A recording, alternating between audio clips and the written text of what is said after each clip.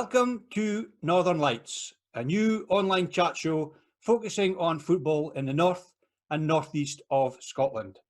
My name is Martin Johnston, and each week I'll be joined by our resident journalist and fellow Rothesloon, Dave Edwards. Also joining Dave and I each week will be three well-known names from North football, both from the past and the present. Just a few guys reminiscing about the good old days and from time to time giving a distanced opinion on the modern game. A bit like Soccer AM meets the Antiques Roadshow. In this week's show, we will be referencing Aberdeen, Motherwell, Huntly, Cove Rangers, Devon Vale, Inverurie Local Works, and Formartine United, to name but a few. Our first guest this evening had a footballing career spanning over 30 years. Ali McLeod signed keeper John Gardner for Aberdeen in 1977, and John went full-time with the Dons the following season when Billy McNeill took charge at Pittodrie. Another change of management a year later saw Alex Ferguson become John's boss, and the rest, as they say, is history. John spent 5 seasons at Pittodrie, during which time he also enjoyed loan spells at Airdrie and Forfar Athletic, before leaving the Dons to join Dundee United in 1983. A year later, he was on the move again when he joined Motherwell, where he made 78 appearances over 4 seasons. After a season with Montrose, John signed for Highland League side Huntly in 1988, where he helped the club rewrite the history books, picking up 5 league winners' medals along the way. In 1998, after having played for Huntly for 10 seasons, John took on the role as manager. However, after just 1 season in charge at Christie Park, John made the journey down the A96 to take over the reins at the then junior side Inverurie Local Works, and he was still in charge when they gained entry to the Highland League in 2001. After 7 seasons in charge at Harlow Park, and having just missed out on the title on 2 occasions, John left Inverurie in September 2006. A year later, he was back in the dugout, this time as manager of ambitious junior side Formartine United. And John was at the helm at North Lodge Park when they too made the step up to the Highland League in 2009. John eventually ended his career with Formartine United in 2011 after having spent 33 years in the game. Welcome to Northern Lights, John Gardner. Martin, how are you doing? Good to see you, John. You're looking well. Well, as well as I can look, that's for my age. Our second guest this evening has just penned a new contract for Inverurie Local Works, which will see him starting his 17th season with the Harlow Park outfit. As a schoolboy, Neil McLean was capped for Scotland on 3 occasions in season 1998 and 99, and in the same season he turned out for Forfar Athletic in both youth and reserve team football. In 1999, Neil won a scholarship to join Hardwick College in New York, where he spent 4 full seasons. Returning to Scotland in 2003, Neil joined Elgin City, picking up a North of Scotland Cup winners' medal along the way. In 2004, Neil signed for fellow guest John Gardner and Inverurie Local Works, where he has remained for 16 seasons and has made over 500 club appearances and with almost 100 goals to the bargain. Neil has also represented his country at semi-professional level on 12 occasions, captaining the national side in both 2007 and 2008. A firm favourite with the Locos fans. Welcome, Neil McLean. Hi, Martin. How you doing? Good to see you, Neil. You're looking very well. You're looking very well. Thank you. Thank you.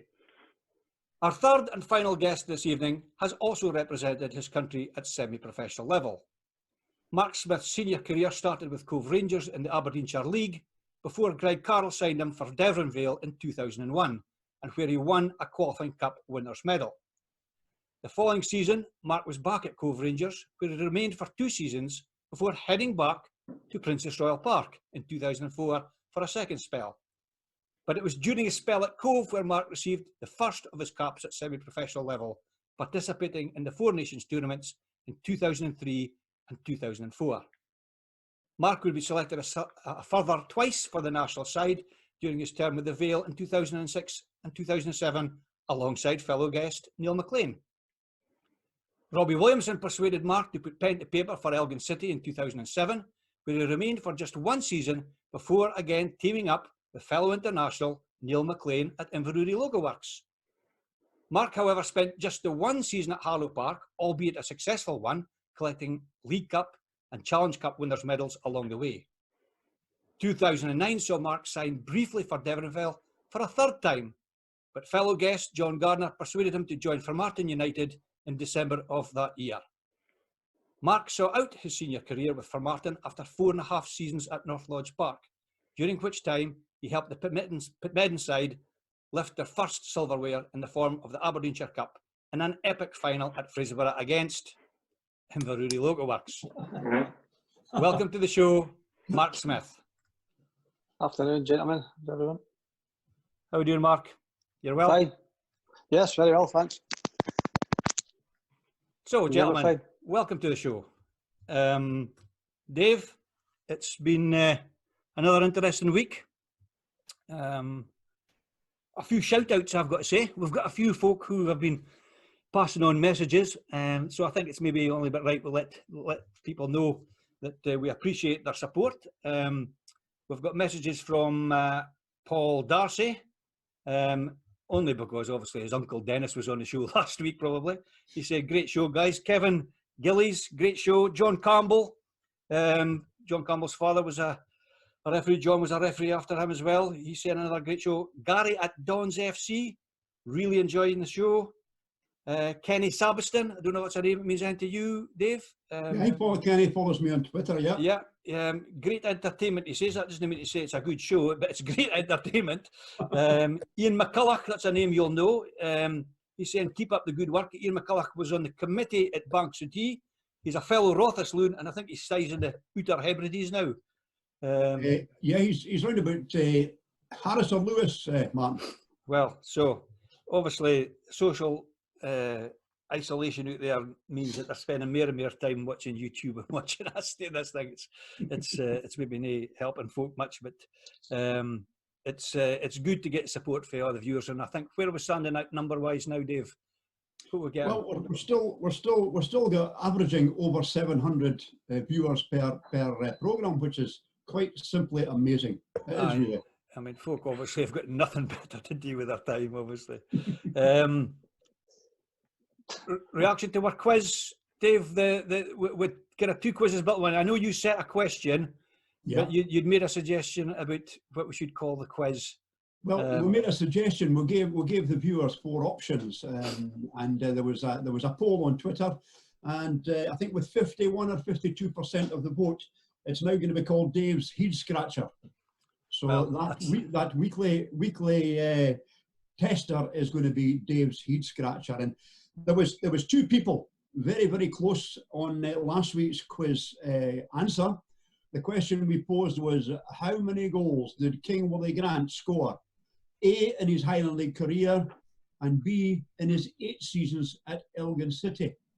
And North reporter David Reid came within 2 goals of being correct.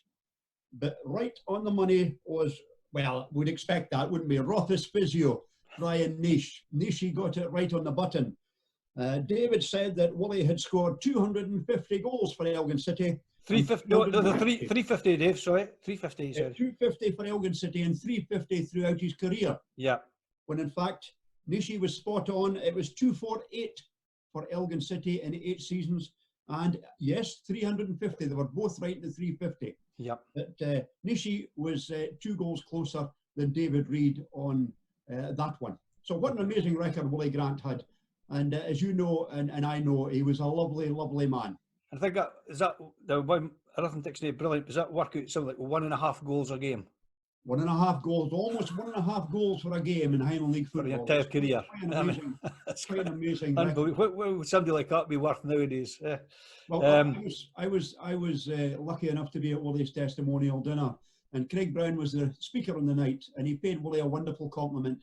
He said, "Willie, it's the only thing I can say is that Ali McCoist, who I managed, was the poor man's Willie Grant, because he didn't average anything like 1.5 goals a game."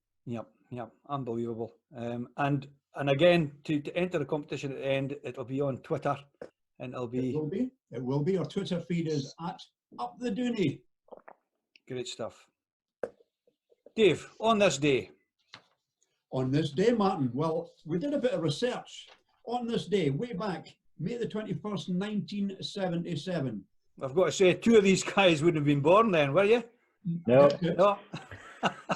You were about, John. Yeah. Just On this day in Highland League football, there were two big cup finals at Kynoch Park in Keith. The Bell's Scotch Whisky Trophy final was played out, and the final score was Keith 1, Fraserburgh 2. And I'm looking at the team lines that day. Both goalkeepers with the surname of Gray. For Keith, Bobby Gray was in goals for Keith. And I didn't know this, that former Rothes goalkeeper Charlie Gray also played for Fraserburgh. Charlie That I was in did know, goals for yes. Fraserburgh that day. You know, but there were some great names in that team. Mike Delgado, Mike Winton, John Curran for Keith, and for Fraserburgh, there was Davy McKenzie, Kenny Rogers, Crawford as well, Bertie Bowie on the bench, or Bertie Bowie was in the left wing actually. The referee was LJS Officer. Don't know if you remember Larry Officer, John? I do. Mind you, I never really got on with any referees. I think Larry's involved at Cooter in the juniors now. He is. I don't know what his role is, but he's heavily involved at Cooter. The last time when I was doing Cooter against, who was it in the Scottish? Was it Partick Thistle in the Scottish Cup? Larry looked after him remarkably well. He's a really nice guy. But on the same day, the second leg of the other trophy, which was called the Bell's Scotch Whisky Cup Final, the second leg took place the week before. The first leg, Rothes had beaten Caledonian 2-1 at McKessick Park. But unfortunately that day, unfortunately for Rothes, on that day at Telford Street, the final score was Cali 5, Rothes 1. And it was a star-studded Cali Thistle team that day with the likes of Peter Corbett, Alan Presley, Andy Penman, the ex-Dundee and Rangers midfielder. Andy Penman played that day and he scored the fifth and final goal for Cali that day. And just an all-round great Cali team at that time. Rothes had local guy, Cali Malcolm, playing for them that day. And again, another Cali guy, another local guy, Kenny Wales. And the great Jerry Graham of Elgin City was also playing for Rothes that day. And Neil Clayton, who we spoke about last week as well. Referee that day, FIFA referee, Bob Valentine from Dundee. So the big game got a really big referee as well. Very good, Dave. As I say, on this day will be a feature every week, although it may be a struggle over the coming weeks because traditionally Highland League football was at an end. But the only sort of satisfaction we get out of that is in 10 years' time, if we're still going, we'll not be doing an on this day 2020 because there's been nothing happening on the football front apart from fechting. I'll kick things off with John. You signed for Aberdeen 1978. 76. 76 was it? I was giving you a bit of grace. Ali McLeod. Nah. Ali McLeod, yes. Where were you playing juvenile football then, boys football? A team called Campsie Black Watch down outside Glasgow. It's where Big Willie Gardner, he came up from there as well, a year or 2 years beforehand. So it was a well-known place where scouts and that would go along and watch players. Okay, and youngsters at Pittodrie at that time, who were you there with?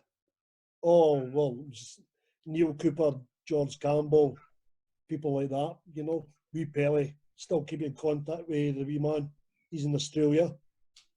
And he brings a team over every year, the young boys. Comes over and plays the Dons. He comes up and sees us every year, which is good. Yeah, there was quite a few. There was a great batch of young boys come through the youth system at Pittodrie at that time. Yep.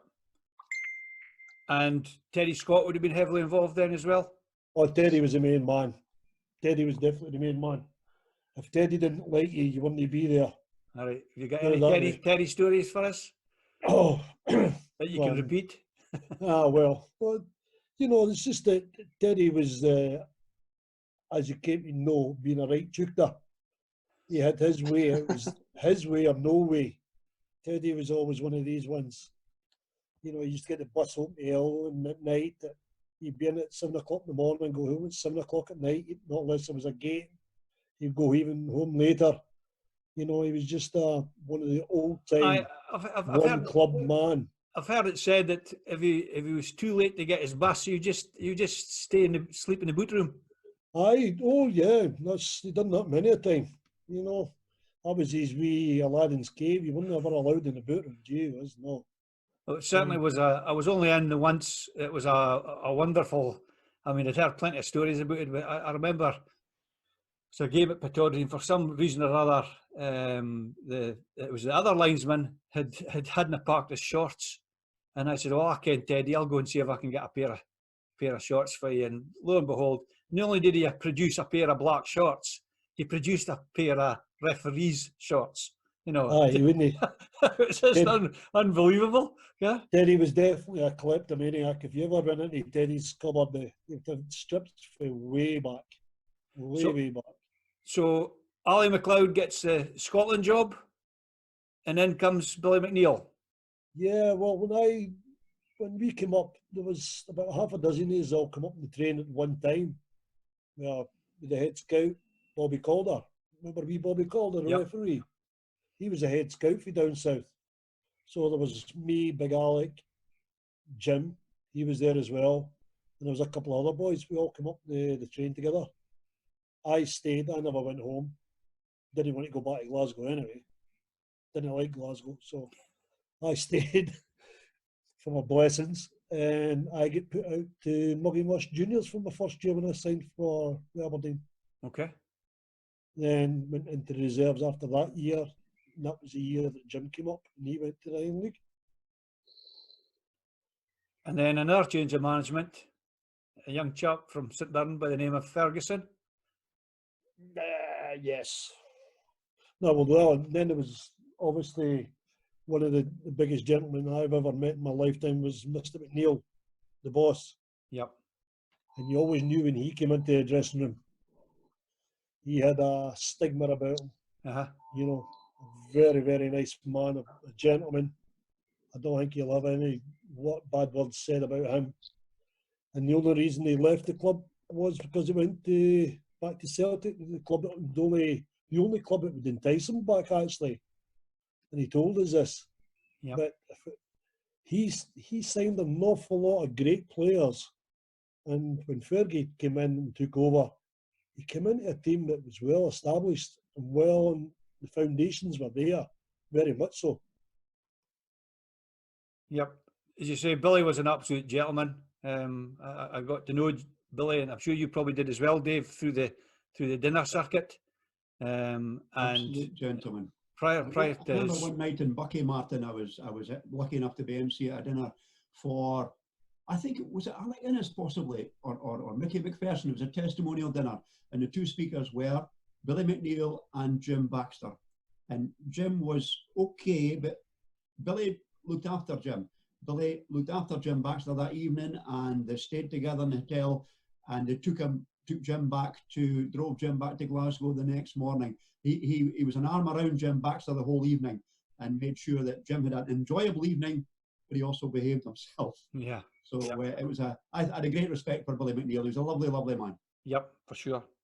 So Aberdeen obviously turn the tide and start lifting trophies. Premier League title, 79-80. Were you involved that season, John? No, that's when I parted company just before then. Okay. So you go down the road to Dundee United. What was the circumstances of the move there then? Well, what I was told that Jim McLean wanted to sign one of me or Jim at the time, and it so happens that there was a game, a cup final against Rangers, and I was playing in it, and I didn't know Fergie at the time. He was new manager, brilliant, you know, young manager and everything, and there was a few words said in the dressing room. And a couple of weeks later, I was gone.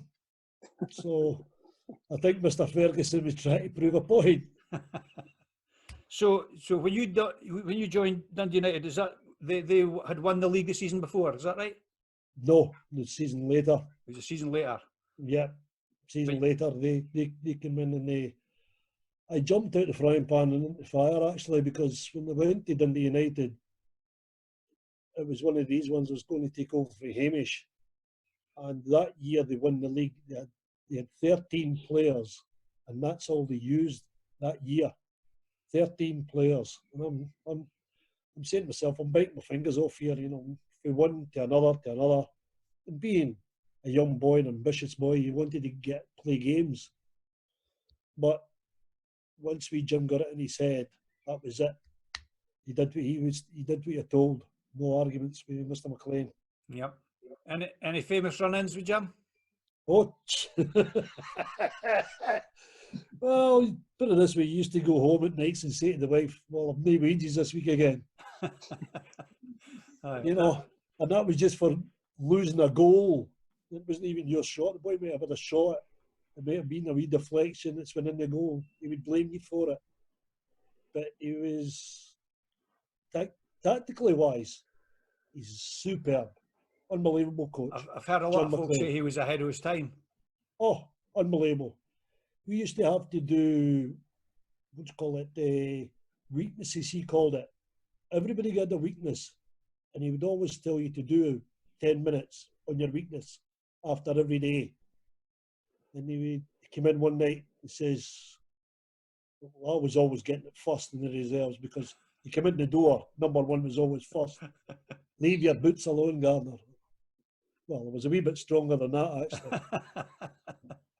And he says, when was the last time you worked in your weakness?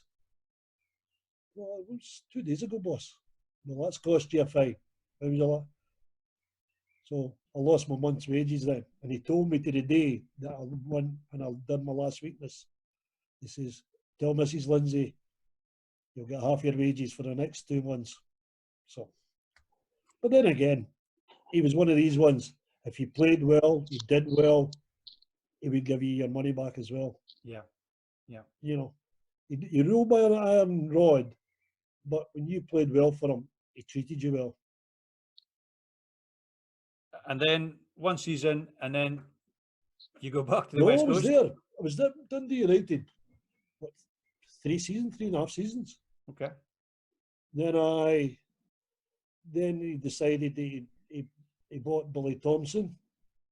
I had 2, 3 or 4 games with Dundee United, but I think he just lost faith.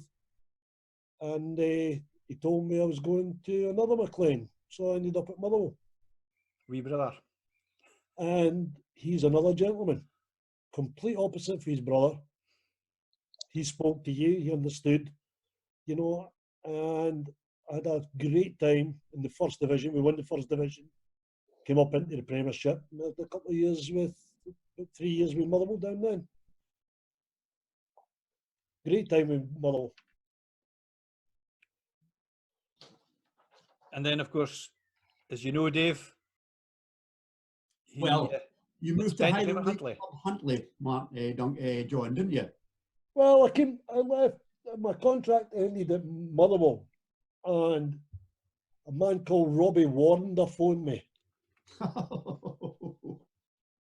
And I goes, who's this man? I've no idea how he got hold of my number. Hello, Just chap. call me Robbie. Just call me Robbie.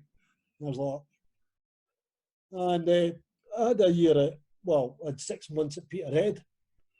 I actually got sent a photograph today, John, on social media, and you're in the lineup because there was a question mark. When I was doing my notes, which obviously are completely wrong because the dates didn't tie in with your dates. Well, don't worry But about it. I was trying to find out a wee bit because there was a question mark whether you'd been at Peterhead, and I didn't want to offend you by asking you. No, we should, that's no problem. we should ken these things. So I got a photo sent to me today, and 6 months, yeah, there you are, Pride of Sponge. Who was the manager then? Jim, Hamilton. who? Hamilton. Hammy. Hamilton. Yeah. But it wasn't Jim that signed me, it was Robbie that signed me. Jim was on holiday. Jim came back and goes, "What are you doing here?"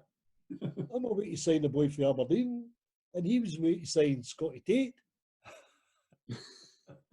So I says, "Oh well, I've no idea." Speak to the chairman, and lucky enough, Joseph came in, and that was me away to Huntly after 6 months, and I never looked back for it. Your career at Huntly, John, it was a 10-year career, and basically Huntly were the team of the decade. Won everything, won every championship for many, many years, and it was a great Huntly team, wasn't it? Dave, the thing about the Huntly team is you've got to take your hat off to Forbes Shand. Forbes Shand had a vision, and I never knew the man before, and never knew what he'd done or anything, but he had his own way and he knew what he wanted. And when Joe left and he brought in Stevie, I says, "What, you bring in a player?" You know, he played for Elgin at the time before really taking over as manager. And Stevie came in and we were starting to progress. But he had an eye for picking up players, you know, like Dougie Rugby and Big Whiter. Nobody knew about Big Whiter was, you know, a free agent. He was scoring goals regularly. But we had players coming in, like the wee Rottweilers, you know, the Walker brothers. Mm-hmm. Great players, 5'2". You should see them argue, see them fight. Unbelievable. They fight out of a broken stick, so they would. But the team itself, Eddie Copeland, Selby, Martin Stewart, what a player he was. How he never went higher, I don't know. Just maybe because he was a Huntly loon. But the team had a winning mentality about it. We used to fall out, even before the kick-off, we'd fall out about tactics and all the rest of it. We would just, "No, you go in the wall." "No, I'm not going in the wall, I'm going here." We used to, but after it, we had a camaraderie with fear you. It was always about the pool of players. If you had a pool of players that fought and played for each other, you would win things. And that was the mentality of the team. Everybody that came into the team had to have that mentality. If you didn't have that mentality, you didn't last very long. You played under a host of managers at Huntly, or 2 or 3 managers. I remember Phil Bonnyman came up from down south. Yeah, here a year. Yeah, and then the legendary Pele. Well, Stevie, I didn't really, when you think about it, think Stevie was great at management. He was great at organising things, and he just let you get on and do what you were there to do. Mm-hmm. You know, that I would go out, and there wouldn't be great tactics or anything. He would go out and say, "Right, you sort the defence out, Rugby, you sort the back 4 out. You're the midfield, Stevie Lennox, boys in the midfield." Then you had Brian Thompson and Martin Stewart, even Big Charlie Barber when he played up front. Just go and do what you want to do. Do your thing. We trust you. It was just left him. So it was more a pride and a willingness to win that I would set up the defence, I'd set up the walls, I'd set up the corners, who would go where, bump. And it seemed to work, and he just let it roll. He just let it roll. And it was good. I've said before, John, Pele is the most honest manager I've ever met in football. And sometimes it didn't pay him to be honest, but he was just an honest big fella. Yeah, definitely. He was just another guy that liked the game, enjoyed the game. You know, he really did. He liked different aspects of things, you know, but Pele knew what he wanted. He was not he's a psychologist, and he knows what people, the way he sums people up, even by their mannerisms, the way they sit. He knows the moods. We used to have a boy called Marco de Vares. That wee so-and-so, I tell you, lucky I'm no hair like you, Martin, because I'll pull it out every time. The amount of ability that boy had, but just sometimes didn't want to know. He just didn't want to turn up. If I was Pele in the days, I'd have killed him. Talking about Marco de Vares, I'll take you back to a day, John, and you remember it well. Marco plays a part in this as well. It was the day you went to Boghead and beat Dumbarton 2-0. Yeah. Remember a magnificent save from you, John. You flew yourself, flung across goal, and you held on to the ball. A But magnificent the cameras were there, you see. I met Hazel Irvine that day. She was there that day. She thought you had a tremendous game. You won 2-0, a double by Davy McGinley, if I remember rightly. And that night, I, like everybody else, was invited by Forbeshan back to the Dunblane Hydro for something to eat. Well, something to eat was lovely, but then the, should we say, the celebration started. And I remember a little man, you'll maybe remember him as well. It was his name, Ian Maitland, who picked up. Oh, yeah. Rig picked up Services. the He bill was for a that night. sponsor. Yeah, he picked up the drinks bill for that night. It must have been quite a few £100s. And in the end, I thought, I can't drive back up the road tonight. And what happened was the Barris went out somewhere. Where he went, I know not.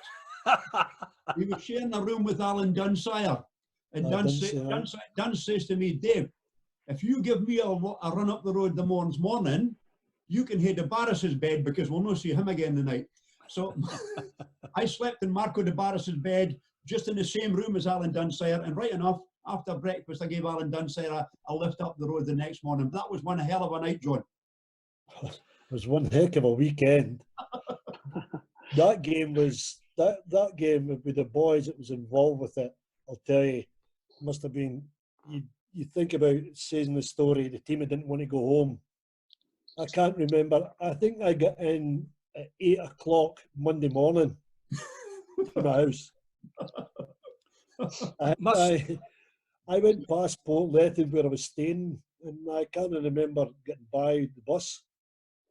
You know, I think Pelly went onto the TV to do an interview, and just looking at him, I knew that he wasn't very well good because he was a wee bit. I take it the Guinnesses were getting the better of him. You some great Scottish Cup runs though, John. I remember that. Was there a game against Hearts? A game against Glasgow Rangers maybe as well? No, we never played Rangers. We played Hearts down at Tynecastle. That's right. Hearts game was a great game because we took, I think, the whole blowing town down. There was a great atmosphere down there.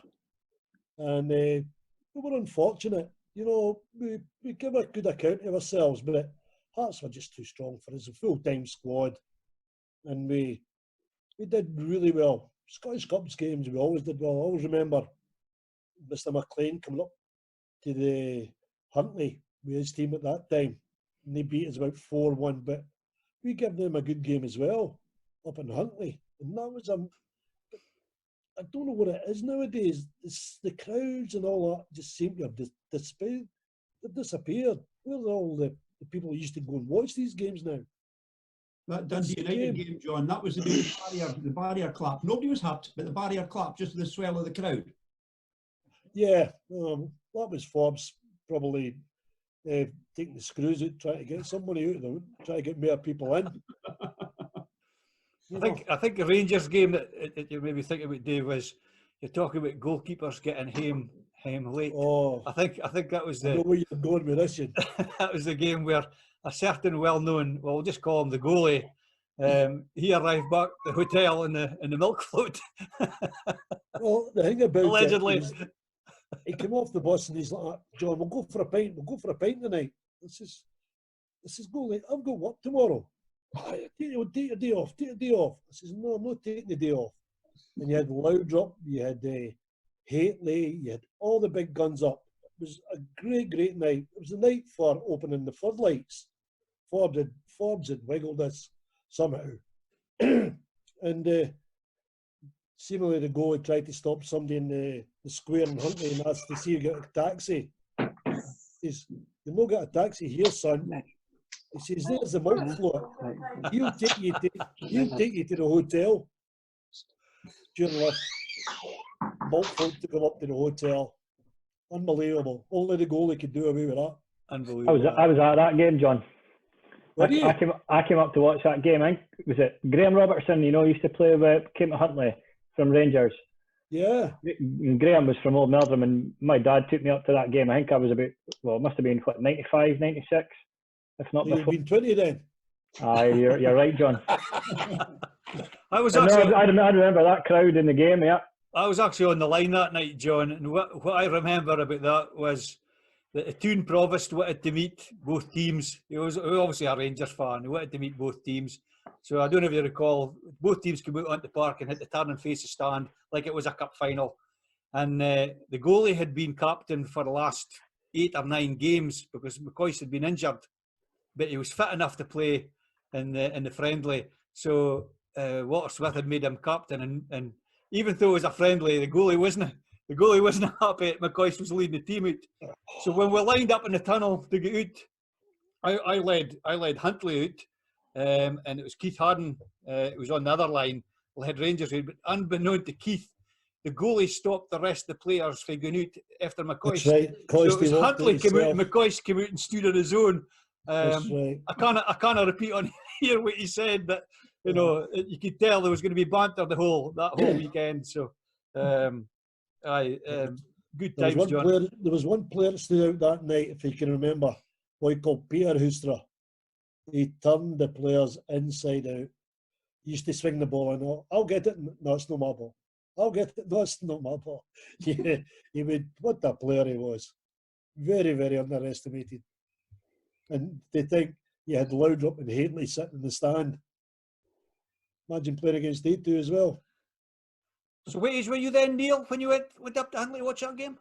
What year was it? 95, 96? I'd have been 14, 15. Okay. So playing school football at that time then? I was, yes.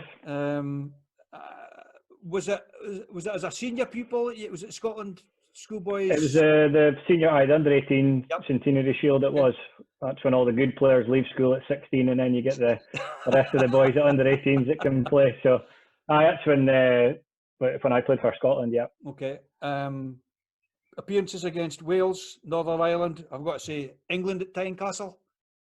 Yeah, all 3 of them. Yep, it was disappointing results. We got a draw against England at Tynecastle, which was the only sort of positive, and it had a silver lining because it stopped them winning the tournament. But yeah, I mean, it was all just really good experiences. Tynecastle, you know, the old wooden stand. It was the old main stand before they redeveloped it.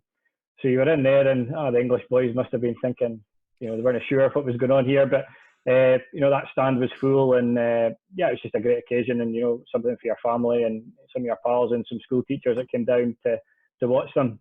Yeah, but you were actually part of the Forfar Athletic youth set up. How did that come about?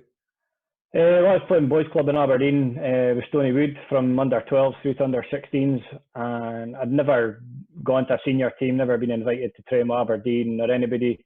So I was just happy playing boys club and enjoyed it. Successful boys club team at the time, Stony Wood were.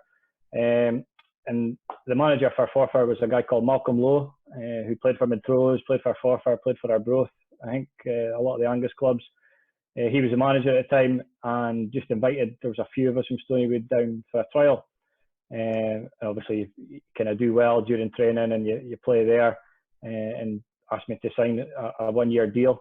When I was still in school, so it was a tough year because it was, you know, a busy year because I was in my 6th year at school, doing my exams. I was training twice a week at Forfar, and then you were away on a Sunday as well because all the games in the youth league were on a Sunday. So, you know, credit to my parents for, you know, for travelling and supporting that. I also had a guy, Paul Cato, remember Paul, that played with Bucky and Turriff. So me and Pisa used to go down together. So he passed his test in the summer, so he would drive us down during the week. So we'd leave school at 4 o'clock. I'd meet him in the square in Meldrum, and we'd drive down to Forfar and back up the road and do the same again on a Thursday. But Forfar is a great club. I really enjoyed my time there. Got to play at some good grounds, old Brockville ground.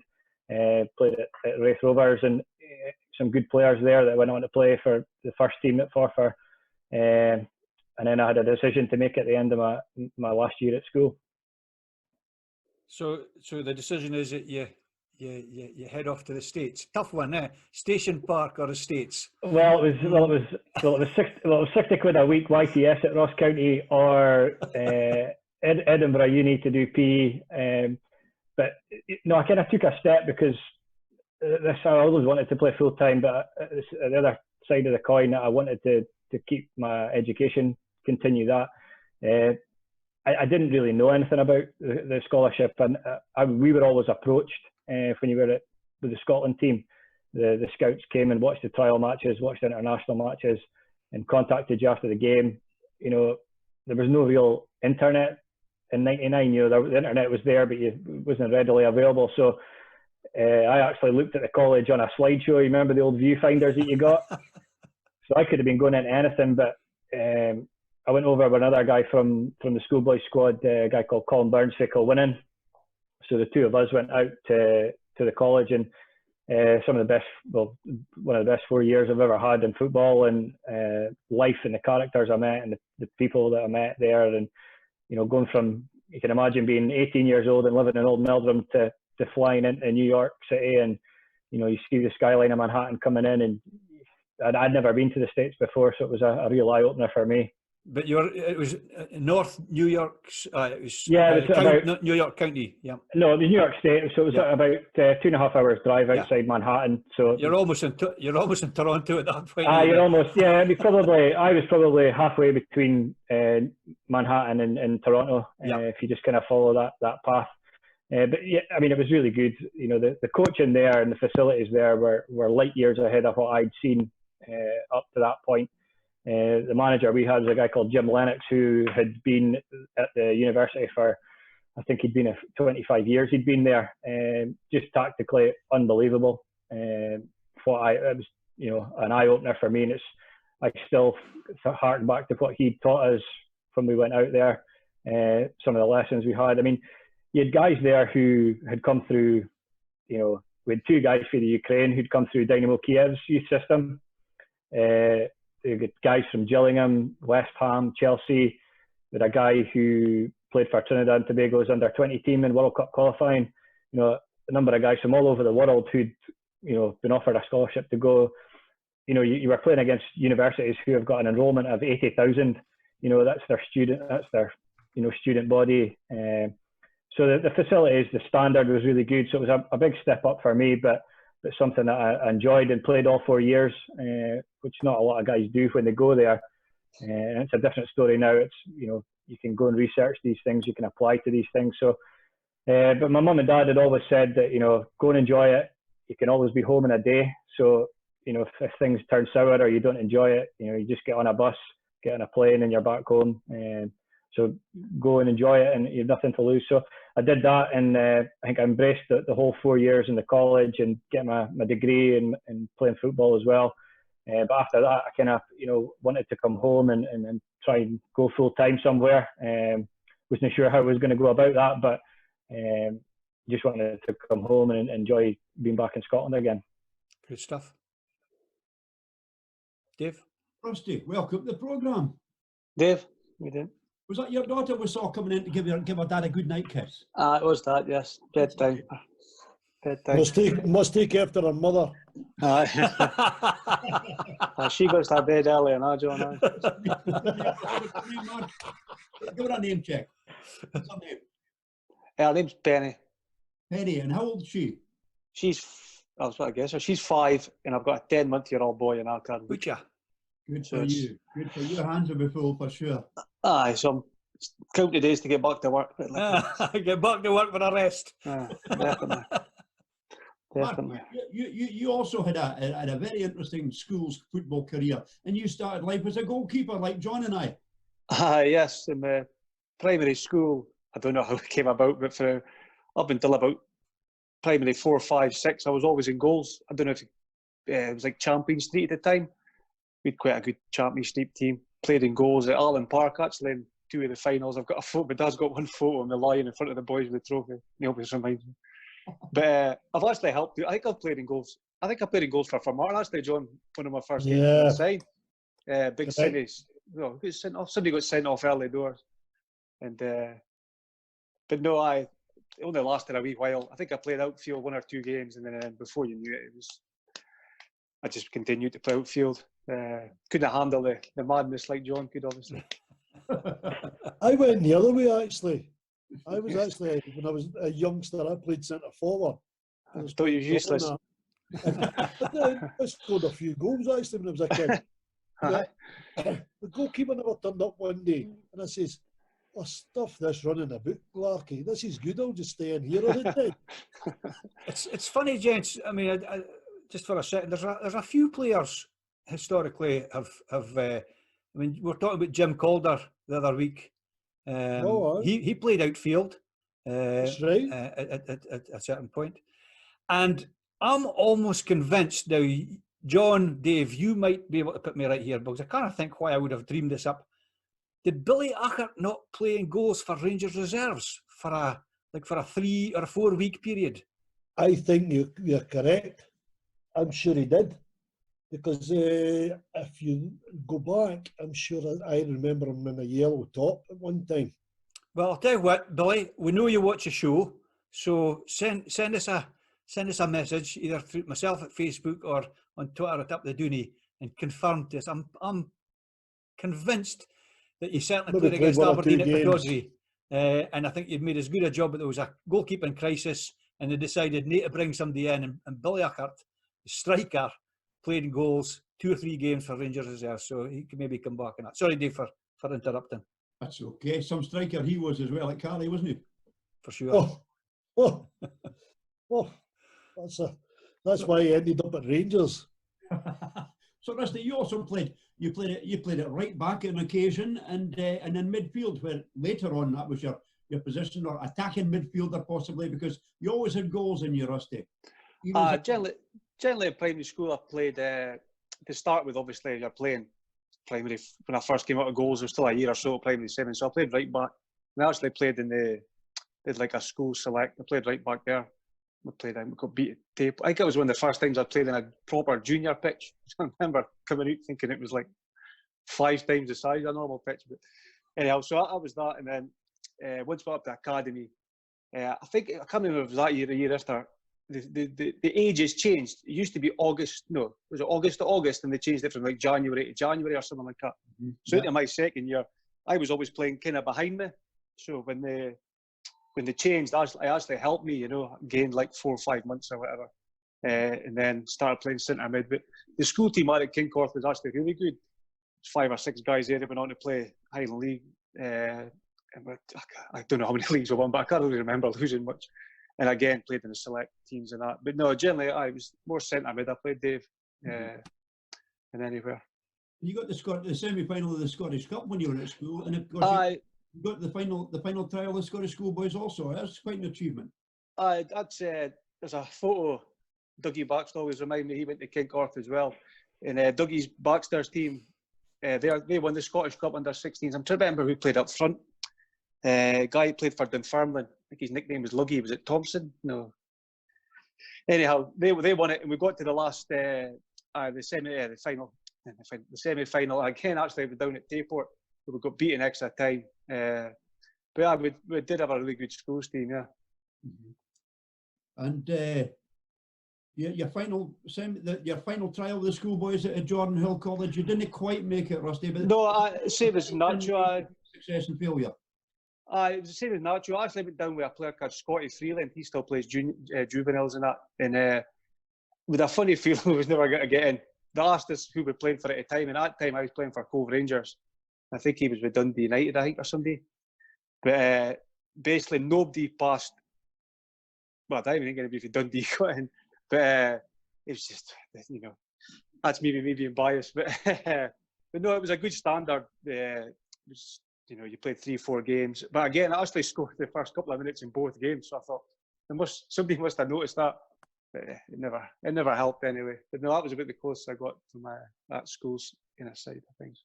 You mentioned when you were a kid you played at Allen Park, Cove Rangers, an ideal size pitch for when you were a kid. But did you enjoy playing at Allen Park throughout your career? Because a lot of people loved playing at Allen Park. A lot of people hated playing at Allen Park. But very much it was salt or pepper. You liked it or you hated it. I think when I first started playing, especially when I went back the second time with from Devonville, I probably preferred it more because I wasn't really getting forward scoring goals. Kevin, like John was saying, Kevin Walker was a manager, and I kind of just sat, broke up playing that. So if it's a smaller pitch, it was obviously a lot easier to get places to, break up play, etc. But as I got on scoring goals, definitely preferred playing like at Banff, where obviously you could get more than 5-10 yards away from players and creep through a lot more spaces. So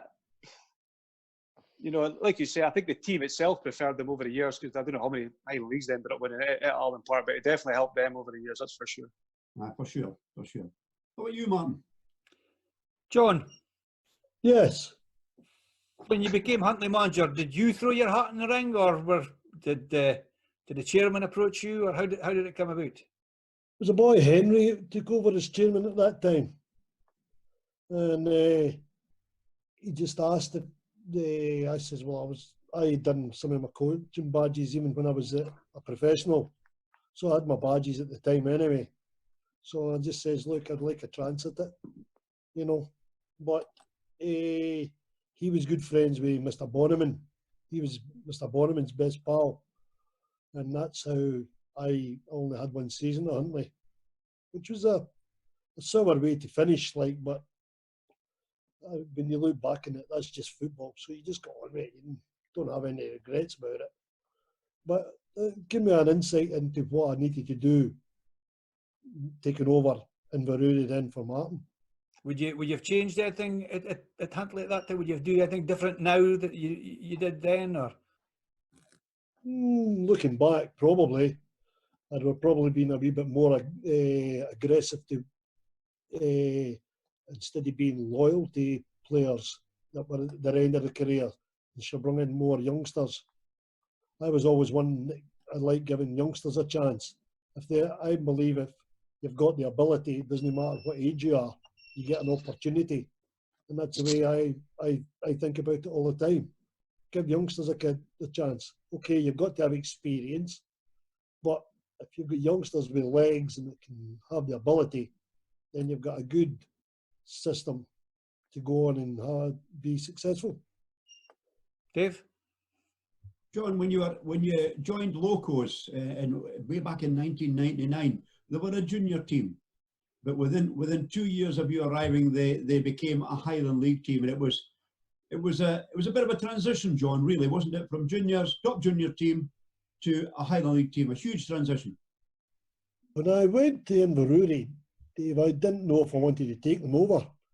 Big Mr. Innis taking me out and he showed me around, and he said this was just in pre-season, and he says, look, we've got a bunch of young boys, that's it.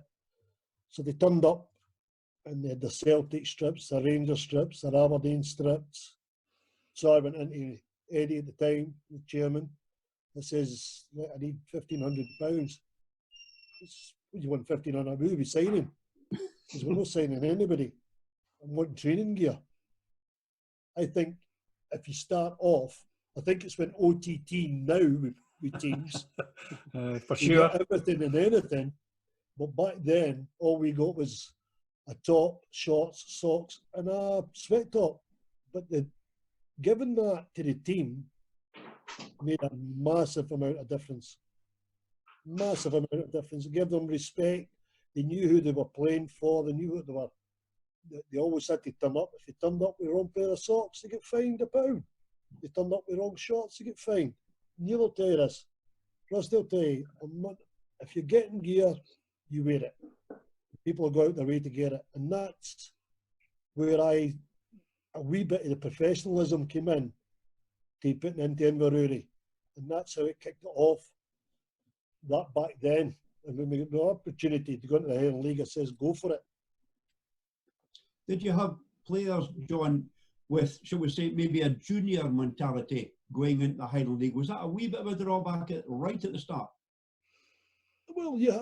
Well, you couldn't come into the Highland League and be an experienced team, go straight in, especially from where we were. Now, we liked the local boys. Okay, there was one or two for Aberdeen, and maybe one or two for out with as well. But 90% of the team that I took over was Inverurie based. And your Craig Rosses, your Richie Davisons, your Kenny Cools. These are all boys that were born and bred round about there. And they just made it. And they made it so easy. Oh, we had our fallouts, as you do. Mr. McLean will tell you that. But you just go on with it. There's one thing I always say to players that I looked after. Don't speak to me on a Saturday after the game. Speak to me on the Monday. If you're not happy, speak to me on the Monday, and then I'll tell you exactly what you were doing wrong or what you were doing right. Not after the game, because there's too much testosterone in. You're hyper. You might say something you might regret. I certainly did that when I went with Fergie, so I learned that side of it. That took me in good stead, and the players like it. One thing you should never do, and I learned that as well, if players speak back to you or shout at you, okay, but you should never hold a grudge. You should always judge them on their ability to play football. Right from the start, John, Locos had a very loyal support. They did as a junior team, and they certainly have all the time as a high league team. Very, very loyal support, very vociferous support. Oh, without doubt. When I first started with Huntley, we had to go through Inverurie, and it would take you the good 5 minutes to get through the middle of Inverurie. Look at the size of Inverurie now, and the way it's got a perfect scenario. The park's in the middle of the town. You walk to the park. You don't have to drive. You can go, you have a beer, walk. And it's just perfect. You're 10 minutes from the train station. It's a perfect scenario for bringing a fan base in. And they've always had a great fan base in Inverurie. They've always looked after themselves because they're always called like tutors. You know, Aberdeen was the big city. We were the wee tutors out in the sticks. So they always stuck together, which is still the case nowadays. Yeah. Excellent. Thanks for that, John. Not a problem. Rusty, you joined Cove in 2000, was it? Just on the millennium year? Yes, my first high league club was Devon Vale. I left Bankside juveniles, under 16s. At that time, the Bankside, they had quite a strong juveniles team with a lot of good players. It was like John Coots was a year above me, Gary Clark, Nicky Gordon. There was a lot of players that went on to have decent Highland League careers. But I was with Cove at the time. It was the year they won the league, and I wasn't really sure what chances I had of getting. You know, they wanted me to go juniors, etc. But Greg said, "Just come now, and you'll basically get a chance to play in our first team now." So, right enough, first game of the season actually started on the left in front of Dippy. I think we went on to beat Fort William, something stupid. And the following week we beat Fraserburgh 7-8-0. That year, actually, we should have won everything. We finished second in the league to Fraserburgh. They went on a funny run. We won the qualifying cup. We got beaten Pens, the Aberdeenshire Cup to Cove, and we got beaten Pens to Forest. So if they're having a good juvenile career, everybody's saying Highland League's this and that. I'm thinking it's not that hard. But that was the first season. Then the following year, I went back to Cove. A couple of seasons there. We signed you for Cove when you went back? It was Kevin Walker signed me.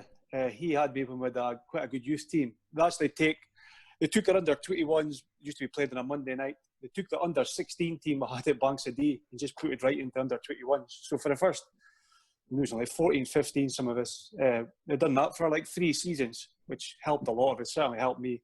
I played against men every week, which you needed to be doing to, adjust. So Kevin took my back, he knew me from there. And I got on really well with Kevin. Like John says, I think he was in his early 40s and he was probably still the best player at training. I really, really, obviously I never knew or never seen him play, but I never realised how good he would be until you actually seen him play. So his brother actually went on to take the 18 the youth team as well when I was there as well. Okay, so just to get this right, you lost. Previous season, you lost the Aberdeenshire Cup final to Cove in penalties. Yeah. You lost to Forest in the League Cup in penalties. Yeah. So you get the qualifying cup final with Cove against Keith, I haven't got beat on penalties To again. be honest, did you take a penalty in any of these games? Did you I- score? Did you score in these three finals? No, Is there a common in the- denominator? In the He never Cool. took one for Martin, that's for sure. no, no. Too many good players, John. Uh. It was no the COVID at Pittodrie. I actually just got taken off in injury time. I think Dougie Baxter scored a winning pen there. For some reason that sticks in my head. The Forest one I can't remember, but I definitely took one at Keith for Cove because it was horrendous. We did it. I think Beats Michael Beattie scored our pens. I only got two pens across the line, but it was up. I think it was up 2 or 3-0. And big Kenny McKenzie, centre half, always remember as he toe poked this thing for about 30 yards with seconds to go right into the top corner. You couldn't do it again if you tried a million times. I just remember that was actually it, Locos as well, right in the top corner. So that was about a downer. Sorry for putting you on the spot. It's all right. Dave? Yeah, I'm going to have a word with Neil about his Elgin City career, but before I do, talking about taking penalties, did big Mr. Gardner not win a qualifying cup final with a penalty in a penalty shootout? No? Yes, I certainly did, partner. Against Cove. Cove up at Elgin. Remember? Yeah, I do. The crowd went quiet, wondering what was happening.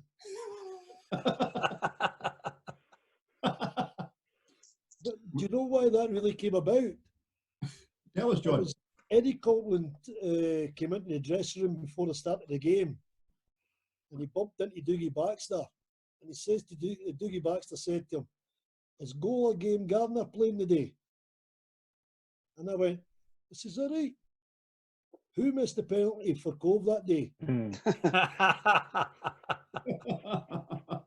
John went up, gave him the ball, and says, "Goal a game Gardner's going to stop this against you." And he wouldn't. He ran away. He wouldn't shake my hand. And that's when he missed the penalty. I took it. We won the cup. I don't think Dougie's ever forgiven me for that. You'll have enjoyed that, John. Well done, definitely. Neil, can we take you back? We both played for Elgin City. You joined Elgin in 2003. What took you to Borough-Briggs? Like I said earlier, I came back from the States and I was trying to go full time somewhere. Obviously, I didn't written to clubs or done anything like that. I just wanted to get back into football. I spoke to a mate of mine, Brown Ferguson, who's now the Linlithgow manager.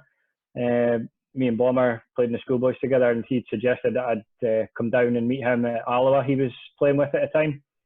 So I went and did a bit of pre-season with Alloa, and I met him with Kevin Drinkle, ex-Rangers, and Kevin was Brown's agent at the time, and he'd suggested that I maybe try go to Elgin or Peterhead, and I just he said, which one do you want to go to for pre-season? So I kind of just went to Elgin. I knew Martin Pirrie and some of the guys there, so that's how that came about. I went for pre-season. With a weekend at St Andrews at the time. David Robertson, I think it was his first season in charge there. So it was a completely new team that had come in, and they offered me a 1-year deal. And I never discussed money. I never discussed, maybe a bit foolishly of me or naive of me, but I wanted to play, and he wanted to sign me, and I was happy to do so. But it was now the most enjoyable year in football that I've had. Quite a lot of ups and downs, but. It was good, great club. Elgin's a great club, a big club for at the time, but just kind of underachieved a wee bit, I think. Yeah. Which position did you play at Borough-Briggs, then, Neil? I think you name it, I played it, Dave. I kind of think that was maybe why I maybe didn't enjoy it. I seemed to be used as a stopgap every other week as to guys playing in different positions and guys suspended or injured. I filled in and did so. Didn't complain, didn't do that. We had some good players. Alec Bowen was at Elgin.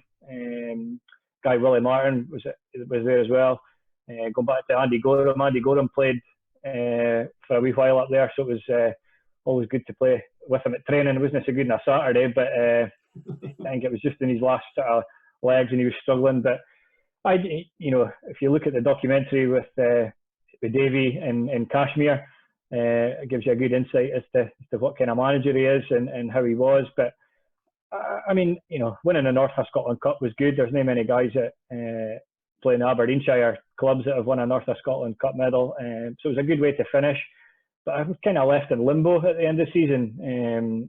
You know, normally clubs will want to sign you before your contract runs out. But they'd said to me they wanted me to sign for next year, but we're going to wait until the summer. So I didn't know what was happening there.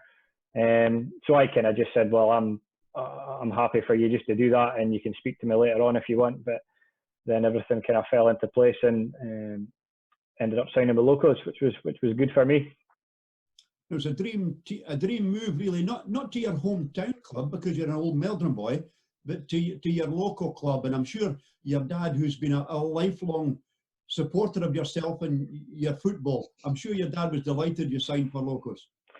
I was delighted because he didn't have to travel about. I mean, he came to every home game, away game at Elgin, so the hats off to him for that. But yeah, I mean, like I say, I was kind of left in limbo, disappointingly, from Elgin, I thought, which I didn't think was the right way to be for any club to treat a player like that. You know, you either say, yeah, we want to sign you and we sign you now, or on your way, you can sign for somebody else. But as John said, you know, Inverurie had a core of guys that were from Inverurie. You know, I was in the same year at school as Craig Ross, as Tichy, Stuart Mackay, and the four of us went through school together. So I knew a lot of the guys there. I knew Kenny and Mark Cool. I knew of Tommy Wilson. So I knew a lot of the guys there. And again, I don't think John met me on a Saturday, I think it was, with Eddie. They offered me a deal. I didn't really have to think about it. I says, just give me a day to think, and I was happy to sign. Did you not sign for a couple of books? A couple of books? You were studying it? No, I was trying to work then, John. But no, I was just delighted. Wanted to play football. That's how I've always been. I've just wanted to keep playing, and the travelling was a big thing for me, up and down to Elgin twice a week, and then, you know, the last straw, I think, for me at Elgin through the season was I went all the way down to Stranraer on a Saturday and was left out to 16 for, you know, and there was no reason. So you can imagine coming back up the road, effing and blinding it, you know, to yourself. And obviously I never chapped on a manager's door. It wasn't in my nature to do that. But, you know, I was just delighted to sign for a local team.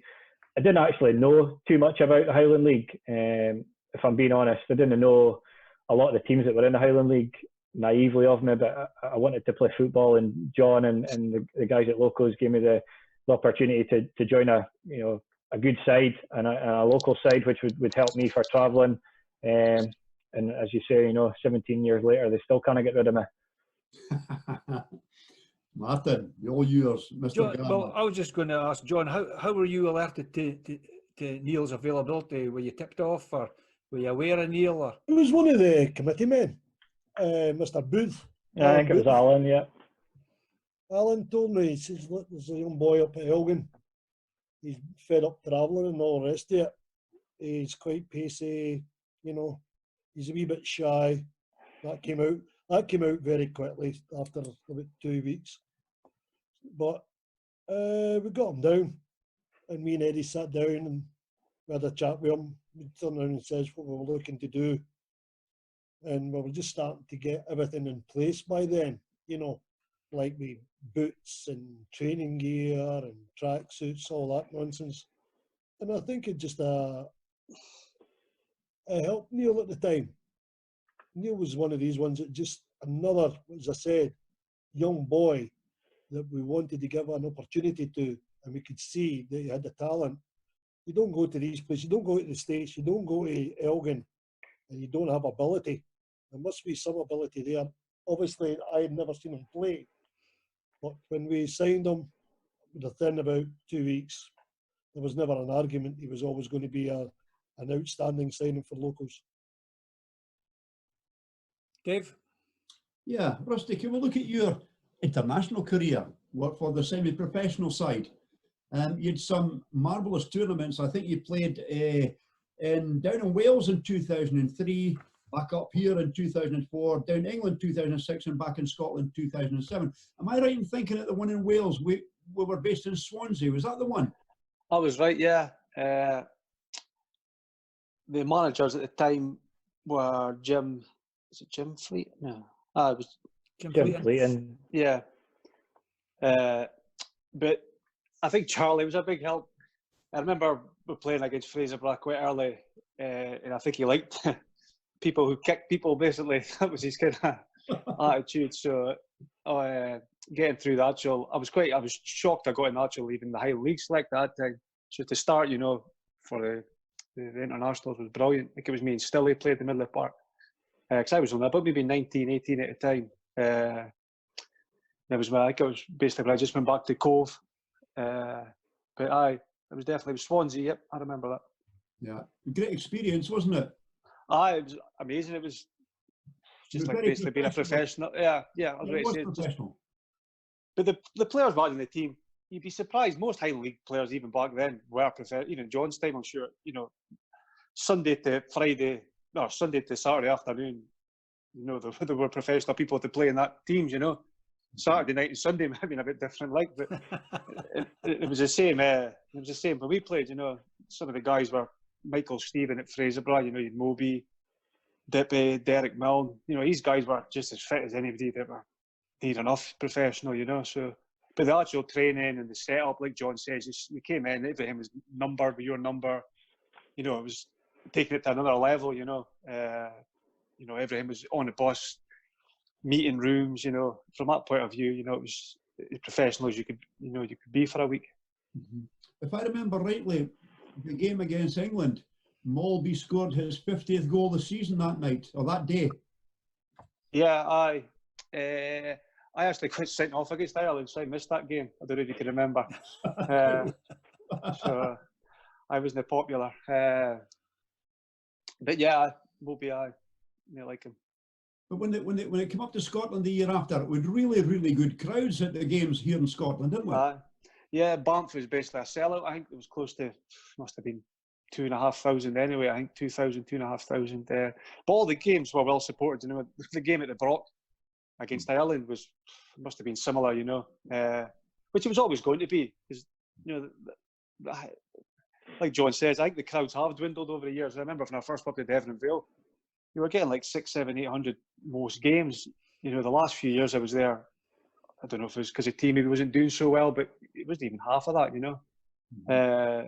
Which is never good to see. But they were ridiculously supported I when remember it was that up game here. we Yeah. spoke about it at Banff. I think there was 2,500 there on a Sunday afternoon. I don't think I've ever seen Princess Royal Park look so well. The pitch was immaculate that day.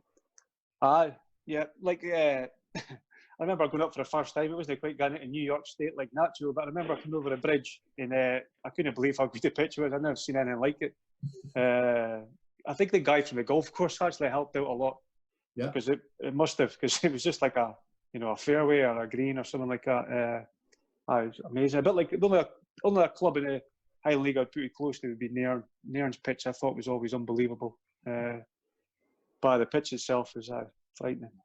The chap Derek Anthony, the deputy head greenkeeper at Duffhouse Royal, was the groundsman at the time. Hence, it was absolutely beautiful. I think Derek used to get a loan of all the equipment and take it across the road and make the pitch look good. They must have. He must have done something, because I've been up lately a few times to see Dippy, and the pitch is in the same place like that. Right. Martin, what about you? Yeah, well, I just want to sort of continue in the same vein of the semi-professional with Neil. And you actually, I think was there 2 years that you were both part of the same squad? Aye, 2 years together. Yeah, my first recollection of that Highland League select was I thought it was a really good thing for the league to represent that. Not all the players in the league bought into it. Some of the guys, maybe the older guys, saw it, laterally as the hindrance, going to trial matches and things like that on a Sunday. But my first recollection, my first season of a trial match was playing against Rusty, and I thought, oh, here we go. Well, a Sunday game, this will be okay. A wee bounce game up at the Vale, and I think it was off kick-off. Somebody had played the ball, I'd chested it, and I think I got a big size 10 or whatever. Rusty's feet are right in my chest.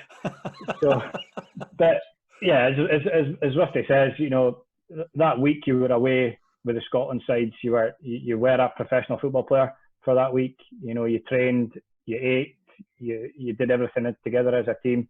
I think it's a shame. It's a real shame. I think that's been lost to the Highland League and to the what would be the Lowland League, because as Mark says, you know, the amount of good players that the Highland League has that could play at a higher level. You know, you look at one of my last years was the last tournament, in fact, down in Wales, and you know, with Paul Coots playing for us there, and everybody's seen what Paul's done in the game and how far he's gone. But you know, there's a lot of guys who, given the chance, I think would do similar at a higher level. But yeah, it's kind of, it doesn't matter what age group or what level you represent your country at. It's always a special occasion, and I relished it. I loved it. It's you know, I did it 4 years. I was lucky enough to do it 4 years on the bounce, and I was lucky to be captain for 2 years. I think the hardest part of me being captain up at Inverness when it was held there was they let, I think it was after one of the games, Mark, Dick, and if you'll remember that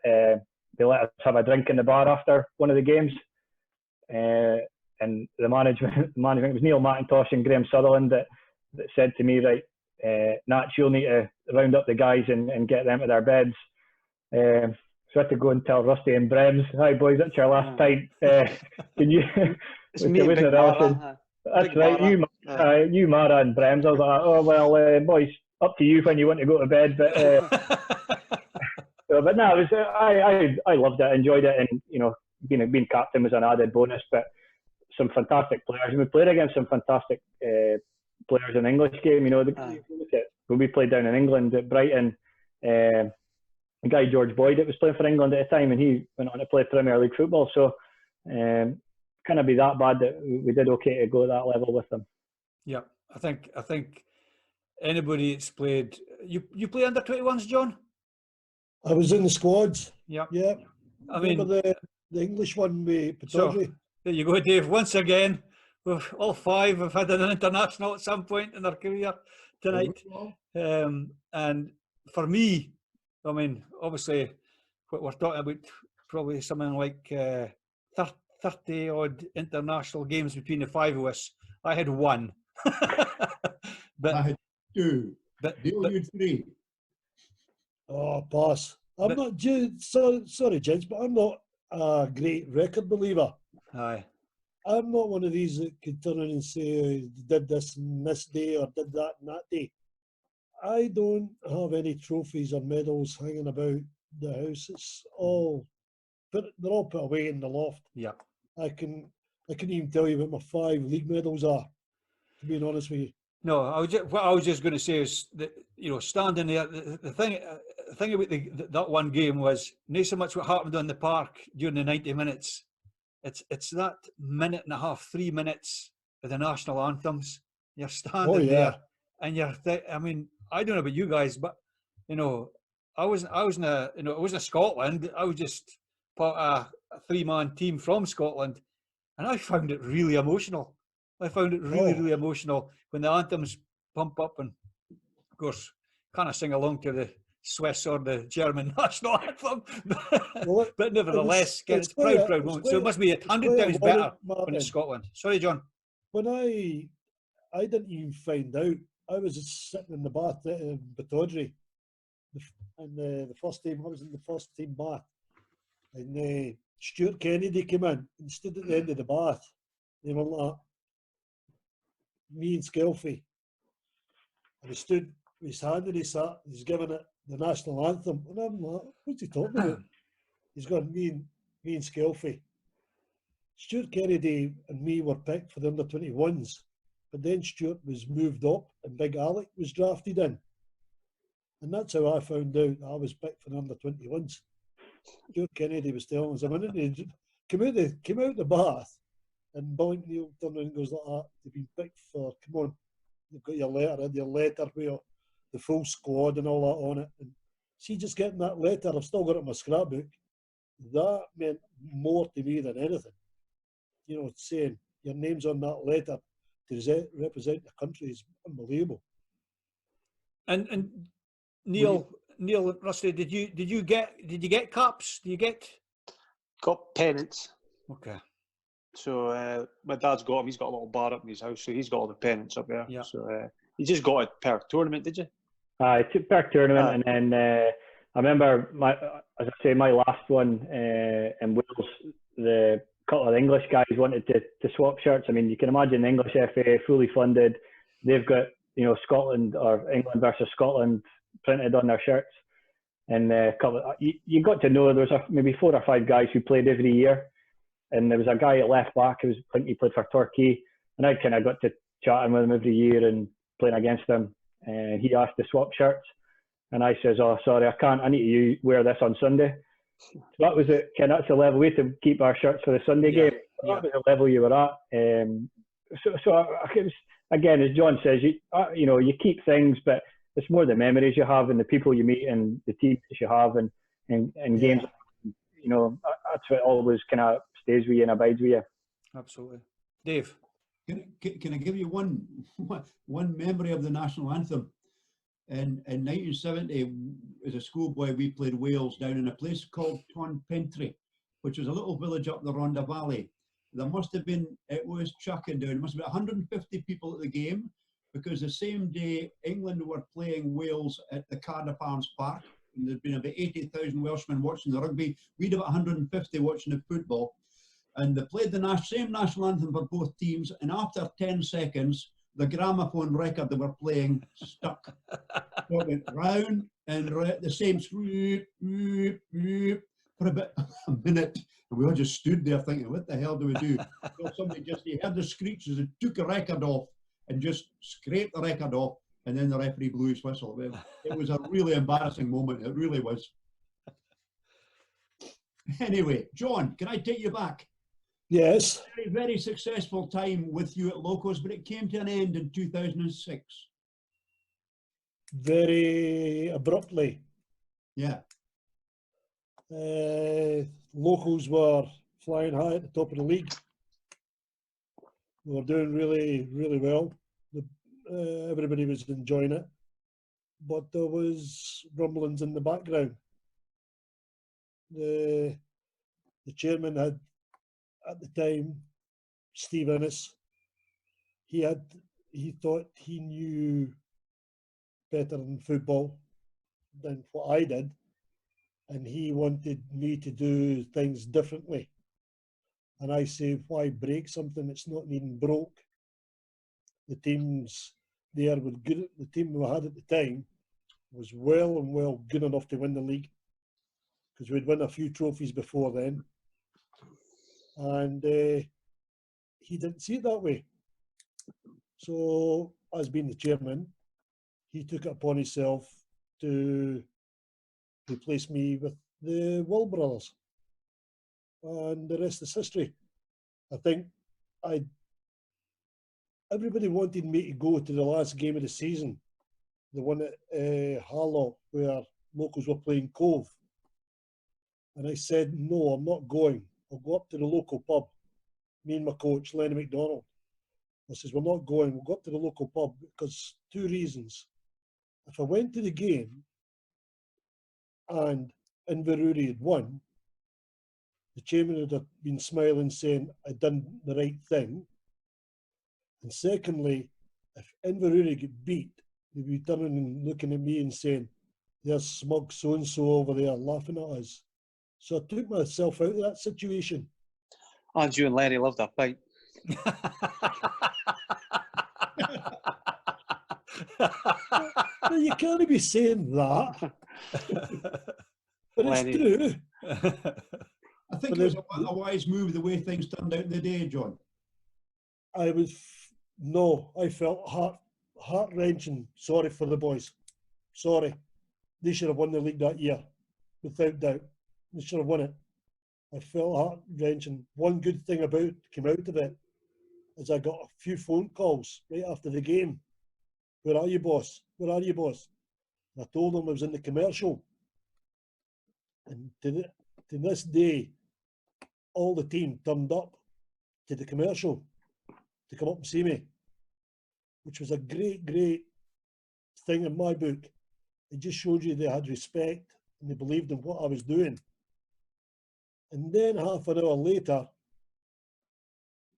these people have never been in the pub. I've been in the pub more times in Inverurie than the boys that lived there. The committee came in It was a very, and yeah, they didn't want to look at me. it was a very Shame. emotional day, John, a very emotional day. I remember I was supposed to do my job, but I wasn't going to interview the Locos players immediately after. I looked into the dressing room and there were grown men crying. And that was a horrendous thing to see in a football ground. You'll remember that also. It was a tough one to take.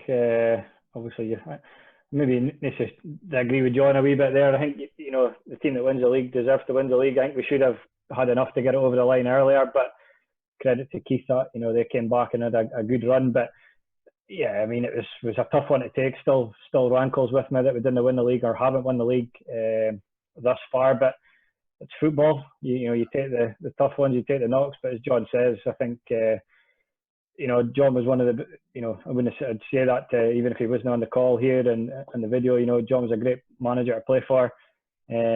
Called a spade, and after the game, it was done with, and you moved on to the next game. And as John says, the team spirit we had, we all stuck together. We stuck together after that as well. And I think some of the guys maybe came back stronger for it, but you know, a lot of the guys, you know, never returned from it, and it was really hard for them to take. But Yeah. you know, like I said, just one of those days, Dave, and it was heartbreaking. I think the strip stayed on, and we stayed in that dressing room until about 6:30.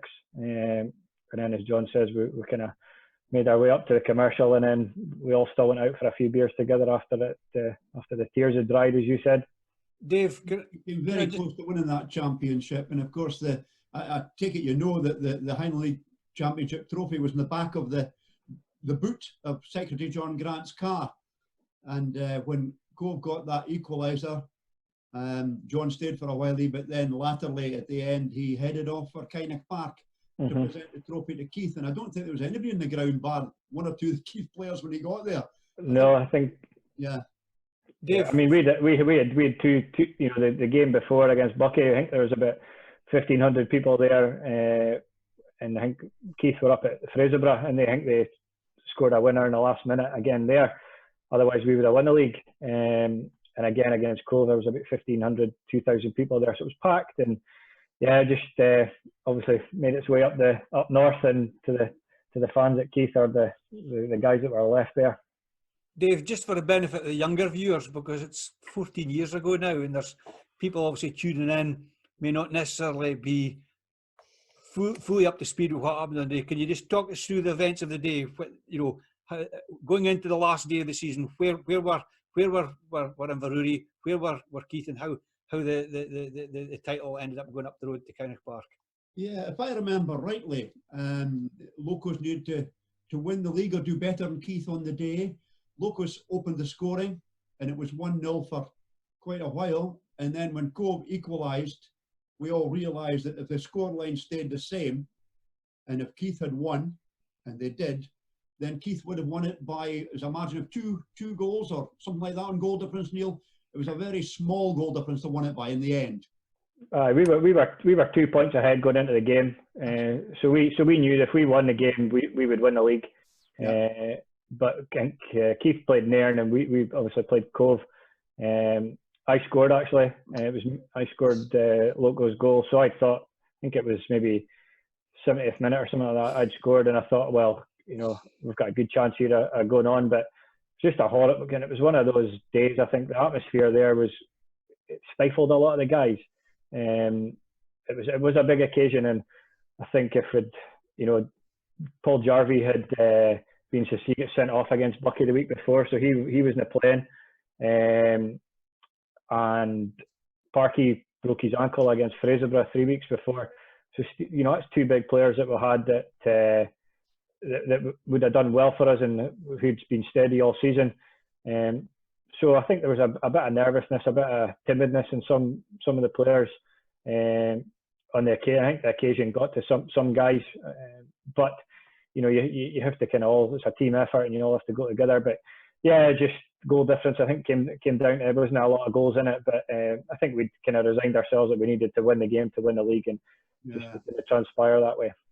Yeah, people must remember as well as the previous 2 seasons, Locos had also finished as runners-up in the Highland League.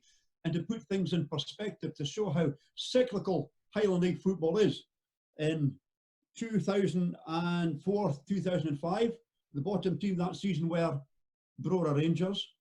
The season after, when Locos finished second, Brora finished second bottom. And then when Locos lost out on goal difference, Brora improved dramatically and finished third bottom that season. So they went from bottom to second bottom to third bottom. So football's a very cyclical thing when we look at Brora Rangers today. For sure, for sure. Mark, you're back to the Vale, 2004. Yeah, itchy feet again. And Kevin, You must like the fish suppers in Banff or something.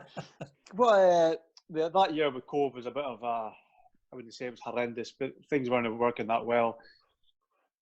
Just, you know, John will tell you, Kevin just didn't get the right players in at the time. Things weren't working, so Kevin got let go and John Sheeran actually came in. But Greg had been in my ear for about the last 6 months, wanting me to go back. And I really did enjoy my time the first year there. Again, I had a fallout with Greg. And at that time, I actually didn't sign professional forms. It was like amateur forms the first year at Devonville. So I just walked away just before pre-season. So obviously they signed me back. The team I went back to, a lot of the guys were still the same. You know, you had Chiz, Yogi, Mike McKenzie, Rab, you know, Dippy, Matty Kinghorn. It was generally the same players that were there. Greg, I think that year Kenny Gilbert signed. I think Kenny made a huge difference in terms of, like John says, you know, more professionalism. For that 3 years, training was like Neil will tell you, Scotland games, it was just like you trained how you played. You used to train on Wednesday at goals. I think more people got injured there than they did at games. It was just a free-for-all. But basically, it got you the team on a Saturday, because if you didn't perform, you know, you'd like Rob, Kenny or whoever telling you, you know, up your standards, etc. and all that. But it was a fair collection of players at that point we had. And your second season, obviously, is won the league, quite memorable. Winning the league, Aberdeenshire Cup. You scored a few goals that year as well, did you? I think I just got below 20, but I actually finished top scorer. I think Moby and Jamie Watt both got like 14, 15 each. Mikey was about the same. Everybody seemed to kind of, even Chiz, I think he got player of the year that year. I think he got 14, 15. We probably scored nearly 100 goals, but, you know, normally you've got like the teams be passed, like when Cove won the league, I think Beatty got 50 and Moby's got 50, you know, but it seemed to like spread itself out a fair bit. I actually finished top scorer year in the league, but one of the big things we had was, I think 9 or 10 of the players played every single, or wasn't as much as that, or 7 or 8 of us definitely started every single game that season, which obviously it's more John's era when you only had 12, 13 players. But, Oi. sorry, 11. No, sober. But no, that was some season that season. But again, it came down to the last game. Like, I think I can't remember much seasons in the Highland League when I played it. It didn't come down to the last game. Even when I used to go and watch Cove Rangers all the time when I was younger. And I remember Fraserburgh winning. I'm sure they won their league going down to the last game there. Yep, that's right. There was somebody else as well. It seems to, you know, it's never, very rarely somebody blows it away with 10, 15 points in head. Yeah. So, obviously, your successful second season at Vale put you in a good position to move on. And you have, which seems to be a customary thing these days, that everybody has one season at Elgin City at some point. I think I had 3 seasons and then my contract ran out. But what it was, Kenny Gilbert was going there. And, you know, I was really close with Kenny. He was like my running buddy, my fitness buddy. So I really trusted him. He told me to go. He said I'd like Robbie. And right enough, Robbie Williamson was a great lad. His training was really good, hard. But the biggest thing for me was I had to travel up myself. You know, either driving up or getting the train, because Kenny was actually staying in Inverness at weekends. So that was kind of, or when I stayed there a lot longer. One of the other reasons I went there was my granddad actually played there in the 50s. So it was only a club I could really go. That he played there, Peterhead, and I think it was Inverness he played. So that was one of the other reasons I went as well. What was his name, Rusty? Peter Smith, was it? No, Frederick Charlie Smith. Okay. Because I've actually got, when I won my qualifying cup with Devon and Vale, he won one in the 50s my dad had. So my dad's got two. He's got one for the 50s and one for the 2000s or whatever. So it's a fine memento for him. But you two were teammates, of course, at Locos. Neil and Rusty, you Yeah. were teammates. So can I ask Rusty, give me Neil McLean's best qualities as a footballer? It was certainly, like you said, he could play various positions, but I think he obviously in the left. I'm sure John will agree was probably his best position, but you didn't want to play against Neil. You know, he wouldn't stop. He'd get in your face. He would annoy you. Probably why I kicked him. But no, he's certainly, well, you can see now he's still playing. I don't think there's many players from my day that are still playing at the level he's playing as well, you know. So that's a credit to him how well he's kept himself. Neil will do the same with Rusty. Apart from kicking you up here that day at the trials, what were the qualities that you came to admire about young Mark Smith? Rusty was just a winner. That's how I could sum him up. He was always a winner. The goals he scored for Locos and the goals he scored for Vale from midfield, was unrivaled. A hard player, good with his feet, and he wasn't just a hard man. He could play, and I was delighted when he signed because I didn't have to chase him or clank him up against him again. But yeah, I mean, it was great when Rusty signed. There was a lot of big personalities in that squad that Mark came into. I think we almost had probably too many good players. There was almost a lot of unhappy boys on a Saturday. But again, I think that season, Mark, that you signed, I think we went the first 13 games. We won the first 13 games, and we won that North Cup. Should have probably gone on to win the league that year as well. I think that's what Davey said. Davey Cormier actually said that it got to the point he didn't keep fit today because he had too many good players. Like Goldie and Danny Milne didn't play the first 20 games of the season. That's right. That's right. So players like that, and Davey in the end just maybe tinkered maybe a wee bit too much, which he'll hold his hand up to. I know he will. Well, you look at the midfielders that we had with yourself, Spider, Wilson, Roscoe, Singer, me, Ken. There was a lot of good football players there, and a lot of good Highland League boys. And I didn't play every week, and I wasn't, as I said before, I wasn't wanting to chap a door and ask why I wasn't playing. But I think there was a couple of guys who maybe didn't play every week who kind of unsettled it, and that ripples through the squad. Rusty, you were big, you were strong, but you certainly went the quickest. No, I wouldn't say so. No, wasn't the slowest either. I wouldn't say.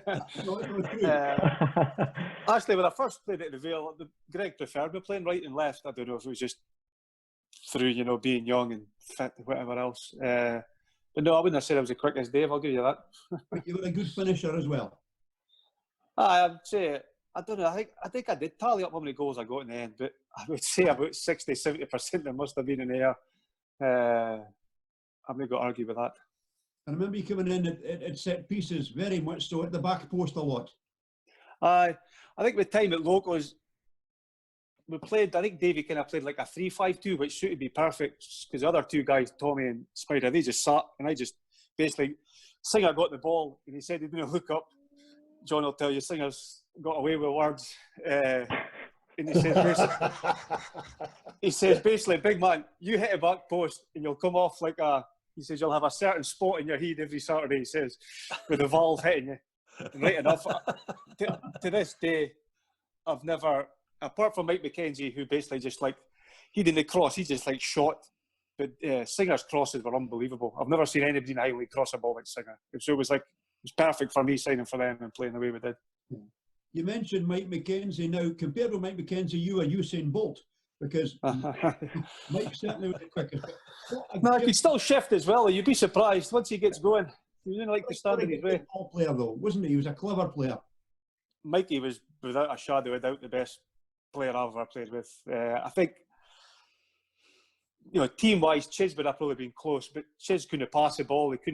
He had no pace. He couldn't do nothing. But you'd have him in your team every Saturday because he just, I don't know, just stopped everything. But Mikey was because at times at training as well, Mikey could hand out as well as he wasn't just, guys kicking him at training. He could take it as well and hand it out, which obviously as a good player you're going to get. But ability-wise, he could basically nutmeg you at will at that point, which was, he could make you look silly, very easily. That was a great piece of television there, Martin. Two players chatting to each other, and we could just sit back and watch and listen. Wonderful. Absolutely, absolutely. John, you've left Locos. You have a very short spell out of the game, and then you find yourself back in the juniors with Formartine United. Yeah, it's not something I wanted to do, but certain Mr. Cadger's got a persuasive way of getting you to go along to his club. There was a certain question I was going to ask you, a Mrs. Merton style question, but I'm too friendly with Athol to ask it. But you replaced another goalkeeper as manager, didn't you? I can't. The Ian Thane? Oh, Thaner had a year or two, yeah. It just didn't work for Ian. I found Thaner went from trying to be Mr. Nice Guy to Mr. Barry. And for the first time in my life, I was arguing with Thaner.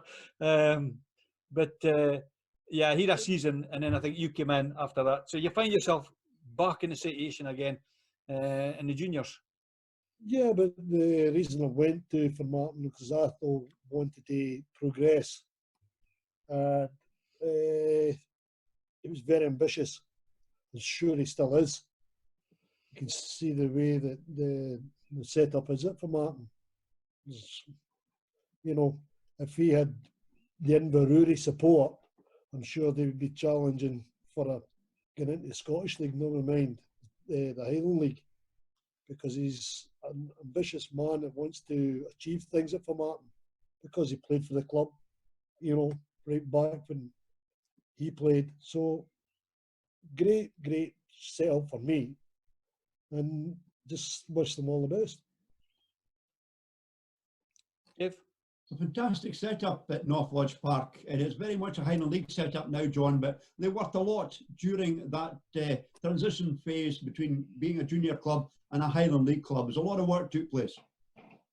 Well, it was one of these ones again. It was the same as Inverurie.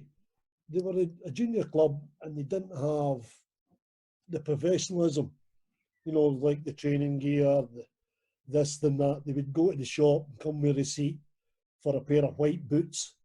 You know, I think they were Billy Big Time. And as Neil and that and Russ will tell you, that doesn't go down well with me. So they got a pair of black and white boots. And that's what you got. You wore them. That's what you wore. You know, everything was done to a professional standard. And that's the way it was with Athol. Athol wanted that as well. So he's seen what I did at Inverurie, and he wanted me to start achieving it at Formartine. And to a certain extent, we did reasonably well when I was there. You had a good relationship with the chairman, Athol Cadger, John? Yeah, very much so. Athol's one of these ones who'll tell you if it's right, if it's wrong. You know, I made a mistake in signing a player that I should never have signed, and it turned nasty for me. And you want to say me, John?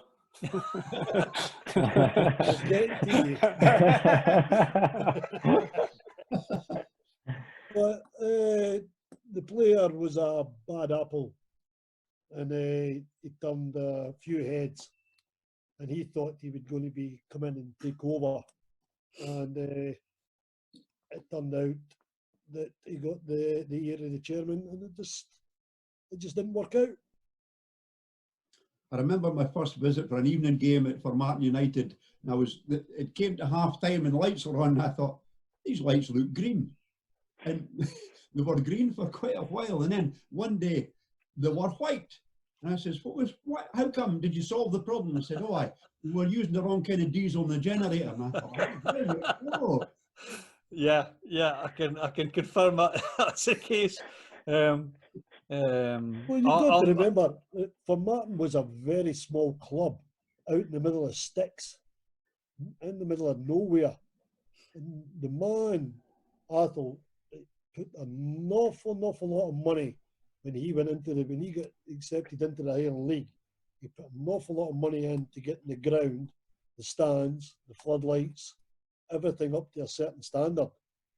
And he achieved that. And it's without doubt one of the best grounds to go and play it now. Playing surface I now know. is unbelievable, is it? Absolutely unbelievable. I don't know if you've been across Rusty and seen the pitch, this I was season. like that when I played. I think, like John said earlier, one of the biggest issues is the train line. If the train line went there, it would make a big difference. Yeah. Playing at the locals, me and Singer got to train every single game, and then you could leave, 8, 9, Yeah. 10 o'clock. It was brilliant. The same at Huntly, Keith. The play does bring in more fans than you think. Yeah, just But a wee, getting to Formartine from Aberdeen's a nightmare, to be fair. just a wee bit out the way. Aye. Great rivalry between the locals and Formartine through Neil. A healthy rivalry, I would say. There's no. I don't know when Formartine were coming into the league initially. Was there a feeling at Inverurie, or did you sense a feeling at Inverurie? And I appreciate players didn't maybe notice it the same. Was there a fear that Formartine might impinge on sponsorships or support, or was it more a case of maybe the pool of players available in Aberdeenshire was going to be watered down a wee bit because there was another club coming in? I think when Formartine and Turriff both came into the league, and along with Strathspey at the time, I think there's only so many players that can go to Cove and to Vale and things like that. So yeah, it diluted the players a wee bit, but I don't think there certainly wasn't any fear or any animosity towards the club. I think it was right good as a new team to play against, a new club to go to, a new ground to play at, and obviously you knew John was there and you knew a lot of the players that were there. I think John brought in Stuart Mackay and players like that, and it was healthy playing against these guys that you'd once been teammates, and a lot of the guys around the Highland League, and it's I've always enjoyed the rivalry and enjoyed a bit of the banter that comes along with some of the fans, and being from Meldrum, I'm kind of stuck between Inverurie and Pitmedden, so I've got friends that are Formartine fans, and I've got obviously my allegiances are with the locals, but I actually started playing my boys club when I was juvenile at Formartine Thistle, who played at the school pitch in Pitmedden. Okay. It's got a fair slope on it there, but I was just happy that another club came into the league and it was an even number of teams, so you didn't get a free week anymore. And as John says, Athel's invested in the club and he's got the club at heart, and he's put his own kind of money on the line, and fair play to him. You can't argue with that and what he's done for the club and what he's done for the local community there. I certainly noticed in my time there that what we were finding was that a lot of Inverurie fans maybe didn't travel to away games, or at least didn't travel maybe beyond Huntly if Inverurie were playing Northern. And we found that Formartine would actually get these fans coming on a Saturday. But there was a couple of occasions, a couple of seasons where Formartine were finding themselves at home the same week as Inverurie. And it's a bit like a Ross County Cali situation, Dave, in respect that, I know quite a few guys who actually, some of them have season tickets at both grounds, because when one's at home, they'll go to the other. And I think there was a slight element to that. Football people want to go and watch football. That's a bottom line.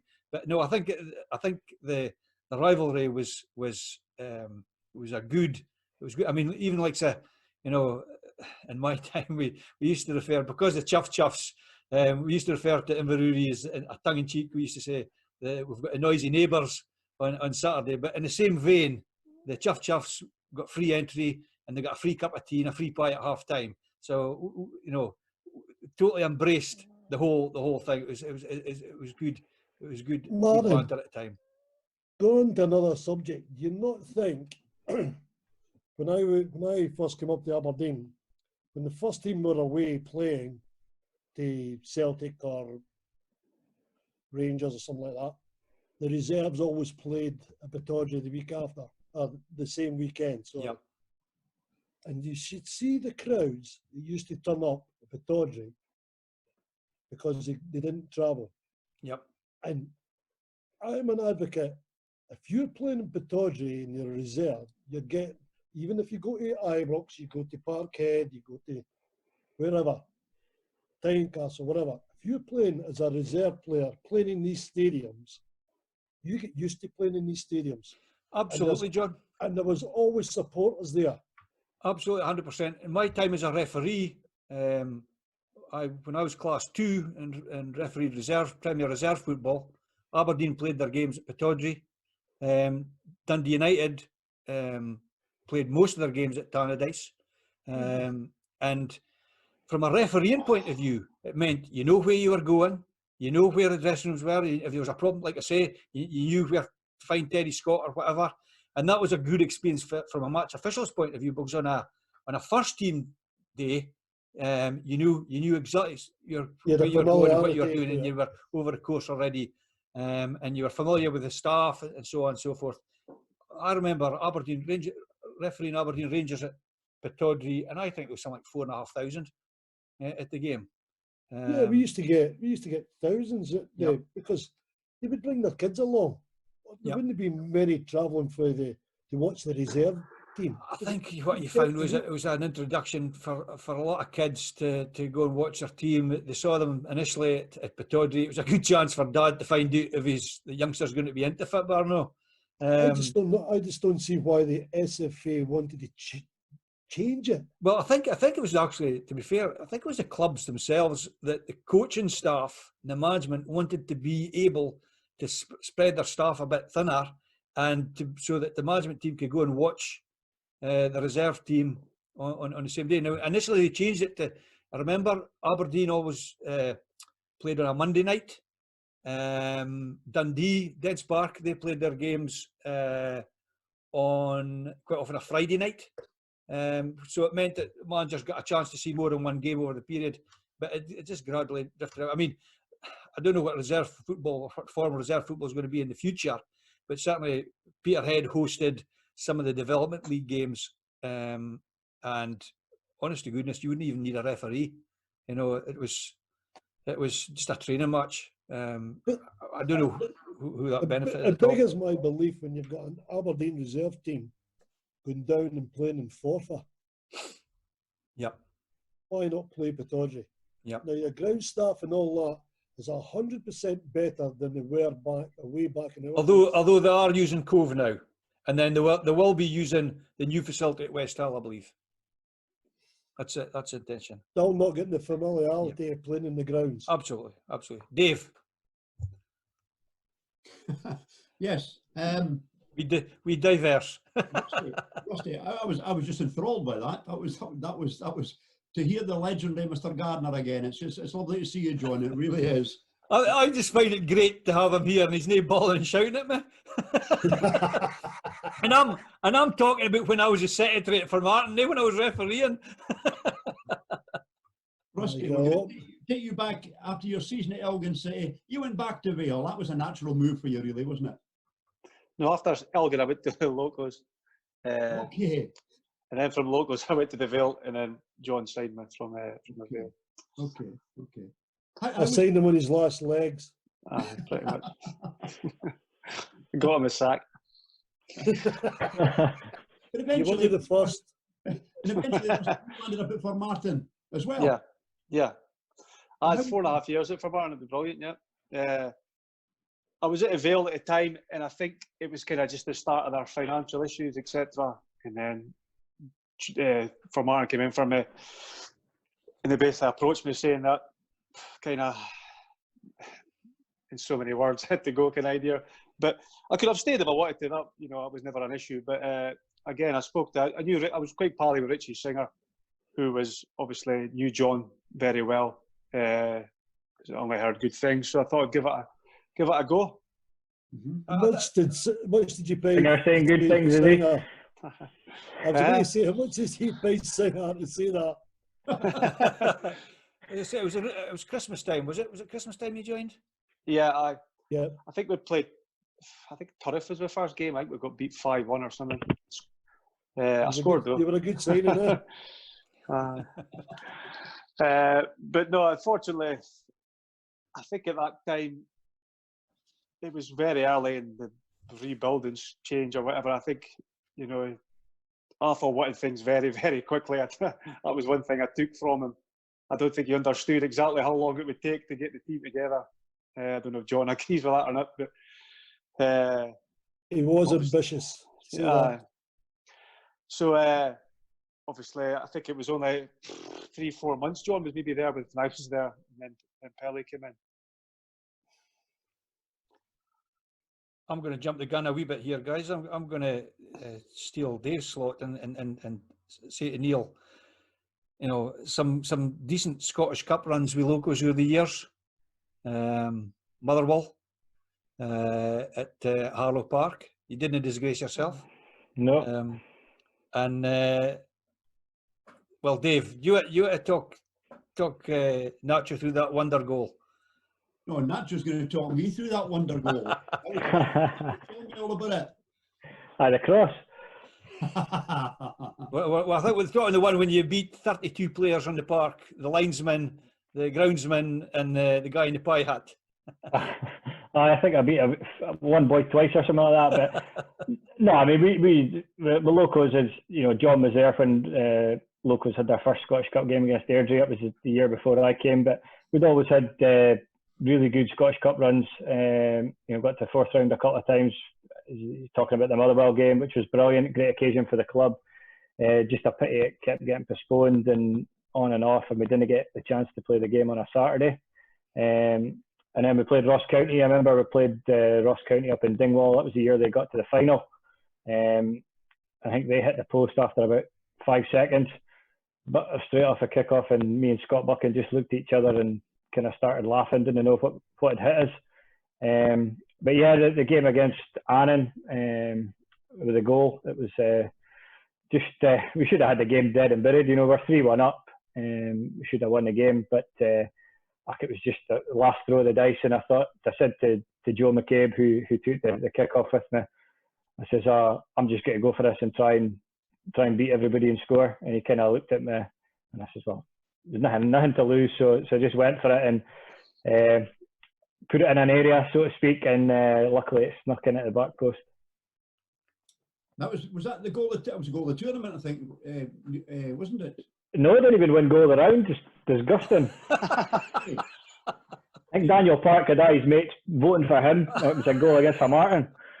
So, but no, it was like I say, it was depending on which way you looked at it. It was a great goal. It was a great fluke. So, but it was all about the run and getting there, and I think it cost the club a fortune. Going back down to Annan on a Tuesday night, and I think it cost. I got a text about 5:10 off my cousin in Glasgow. I think I'd cost him about $5,000, and he had about 12 results on, and so he texts me and says, "You've just done my coupon." So I think there was a few folk in Inverurie still when I buy me a drink for that as well. I didn't get that Motherwell Cup game, Neil. I was on my way, would you believe, to Budapest. Was you? A wee 3-night break in Budapest, and I sat through that game, checking my phone all the way. Your game against Motherwell. I sat in Dublin Airport because my flight was cancelled, so I had to sit in my case all night and get up at Ryanair desk at 5 o'clock in the morning. My wife, she went away to a local hotel, and I sat in the case to make sure I could get a flight with Ryanair the next morning. But I was logging into my phone to find out how the score was going at Harlow Park. It was a miserable, cold, snowy night in Dublin, and I think it was pretty chilly at Harlow as well. It's the same. Mark will tell you. I mean, Mark started the game with us, with me as well, and it was just a horrible sort of blizzard the whole day. I don't think the Motherwell boys fancied it too much when they got there and saw the park, and I think they surprised scored it was on, to be fair. But I think it was one of those ones. It was 50-50. Go. It had been postponed 3 times, I think, and I think they had kind of had a backlog of league fixtures that were starting to build up, and I think Mark McGee had turned around to the manager and to Davy and just said, "Look, we're here. Let's just get the game on," and we played the game, and it was a good atmosphere. Mark, you'd agree with that, but I think they scored in the first minute. Simi supposed to pick up Chris Sutton. That's right. Clattered him the first 30 seconds. That's right. Over. Scored. And I remember, because I always played on the left-hand side, as Mark said, in those days. And Scotty Buchan and I had a really good relationship when we played. And, you know, Scotty covered for me, I covered for Ed. Scotty will tell you that I prolonged his career for a few years after doing all his running. But me and Scotty, when you go to the halfway line. There you go. He used to get to me, John. But I remember me and Buck just walking off, because we were always on the left-hand side, so we were shooting down the hill first half, so we were nearest the dressing room to come back off, and the two of us just looked at each other and laughed and couldn't believe it was only 1-0, because they battered us for large parts of that game. But I think, you know, to come in, you know, just 1-0 down against a Premier League side, we kind of held our own for a while, but it was a case of holding out for as long as we could. Mark will tell you he was in the heat of the battle in the midfield and how hard that was. Well, I played up front that game actually. We played like 4-5-1. It was the guy Craigan was playing centre half. He was pretty strong boy. But they had about 99% of the balls. But the pitch itself probably didn't suit them. It was basically frozen, you know. It didn't suit us either. Boys like Tommy try to get on the ball, and you know. But like it got to the point. I think they get the round before that as well. Did that not get called off like 4 or 5 times? As well? It was a Vela leading that had come up, and they'd come up twice on a Saturday for Edinburgh. Been told the game was on. They got to the ground, and the referee came, and you know, fair play to the ref calling that off, being brave enough to call it off again, and they had to end up coming up on a Tuesday night or something. So it was just one of those things. Guys, we couldn't have the pair of yous on here without talking about it was your testimonial season. I think it was the day of your testimonial dinner, Neil. Right. The epic Aberdeenshire Cup, Pelly's first trophy for the club at Bellsleigh. Formartine are down 2-0. Rusty, you want to talk us through? I never played that game, to be fair. But no, I think we had, was it little Joe Hamill who was playing for us at the time? It was just seconds to go. He put a cross in for Mikey Ewan, was it? Mikey got to the ball. But the whole game was a good game, you know. At that time, well, the season before that, we got beat on pens against Fraserburgh for Martin, so that was a real blow. So to finally get over the line and get something for Athol in the club, not just Athol, the whole club was, it was really good. You know. Tell me, Neil, from a player's perspective, because I know sitting in the stand and watching the reaction when Formartine equalised, I actually said to the guy sitting next to me, something's going to happen here. I could almost. I'm not going to suggest for a second that the Locos players, down tools. That's not what I'm saying. But I could see there was almost a look of disbelief. What went through the guys' minds at the time? Well, it was one of those, a typical Bellsleigh wind coming down straight down the park. So we had the wind the first half and we were 2-0 up. Probably didn't use it to our advantage as well as we should. So you kind of knew that second half coming out 2-0 up, that if Formartine got a goal, the tails would come up and they would use the wind to their advantage. And we kind of, when that happens, you don't intentionally do it, but you creep back further and further and further. And playing against the wind, I think we were, a lot of the guys, probably myself included, we were on our last legs towards the end of that 90 minutes. And it's like you say, you equalised quite late on, and it was just a kind of a sucker punch, and then the goal going in the last minute just killed it. But you never like losing any game, let alone a cup final. But it could have been the perfect scenario for me. It could have been the perfect day, but it didn't turn out that way. Yeah, well, I'm sure there was never any intention to spoil your testimonial. Because I remember there was an agreement. The game actually kicked off early, didn't it? Yeah, it was a 2:00 kick-off. I had my dinner at Thainston on the Saturday night at the Thainston Exchange. So both clubs kindly agreed to bring the kick-off forward to accommodate that for me, which was great. And just unfortunate the result never went that way. I mean, that's all I remember about that day. After 20 past 5, 20 past 4, I can't remember anything after that. Gents, Martin, can I interject there? I was the MC at Neil's dinner that night, if you remember correctly, Neil. And on my way, I thought, oh my God, it's going to be a really morose sort of evening. But I tell you what, after we got it going, it was a fabulous night, Neil, wasn't it? It was great. Obviously, really proud moment for myself and for my family that we had the dinner. And the guys, we were all gutted, but you move on and you learn from it. We had quite a young team then. There was some experienced guys, myself, Babbage, Andy Reid, a couple of those guys as well that had experience. But the younger guys, I think, probably learned from it. Like Greg Mitchell, Mark Suter, that are established players now, probably learned a lot from that game.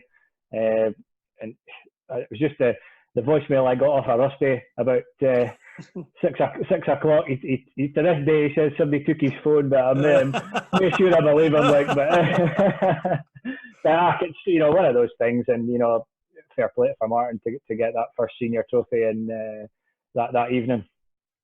Neil, I've got to ask you a question. You've signed for a 17th season. Are you hoping to get the double testimonial, or have you got aspirations to go into coaching and management yourself? Have you done your coaching badges? Yeah, I'm on to my 1.3 now. It's all changed since I did them initially. So I've gone back and started doing them. But the reason I've gone back and do them is I helped take my daughter's school football team. So I just thought, well, I better have a bit of paper that tells me I know what I'm talking about, or at least pretend to know what I'm talking about. But no, on the playing side, I still love the game. I still enjoy it. I look after myself. You know, I'm 39 next week, and I'm still.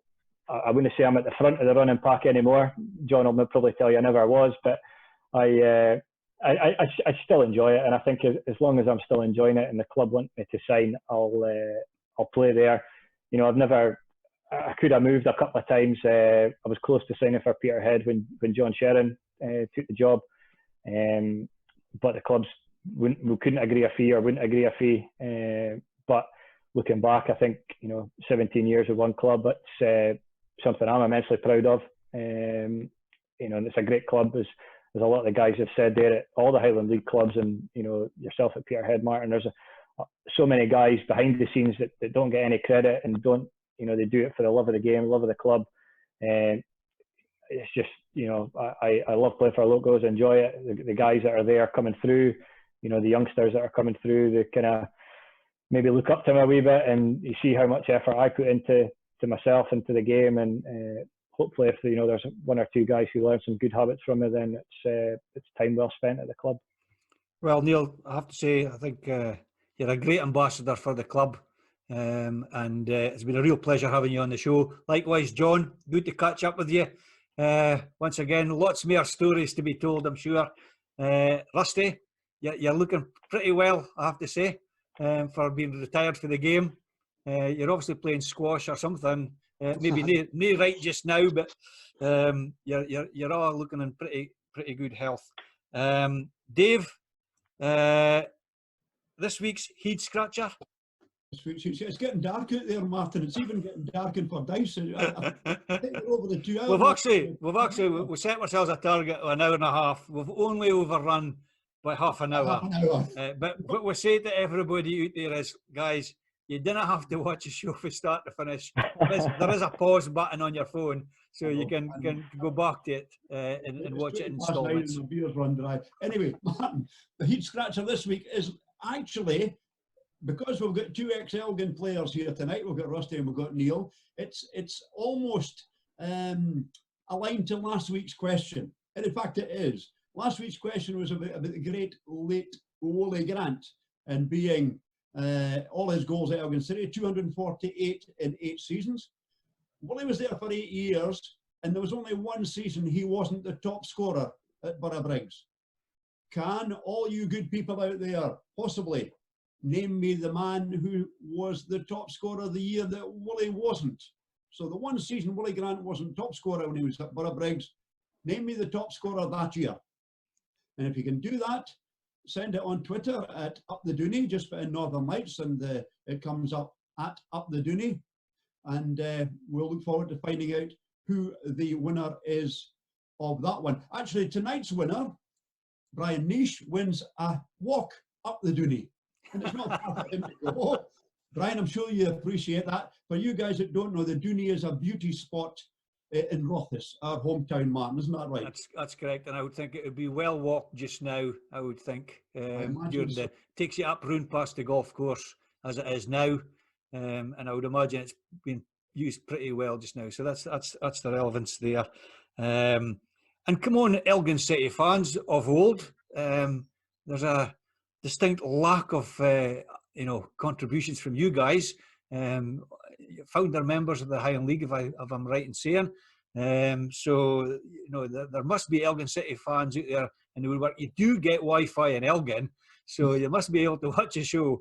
We want to hear from you guys as well. We've got a lot of ex-players who keep in touch with the programme, so let's hear from some of the fans. I'm going to draw a close to things now, gents. Next week, we're going to have a slight change of theme in respect that we're going to be speaking to a couple of people or 3 people with regard to the changing face of football in the north and the northeast.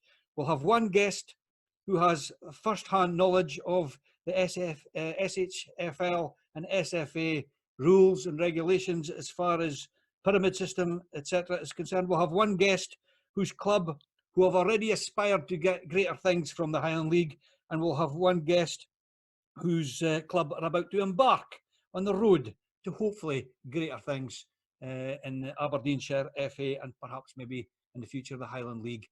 Gentlemen, it's been a pleasure having you on. As we say to everybody at this point, stay safe and we'll see you next week.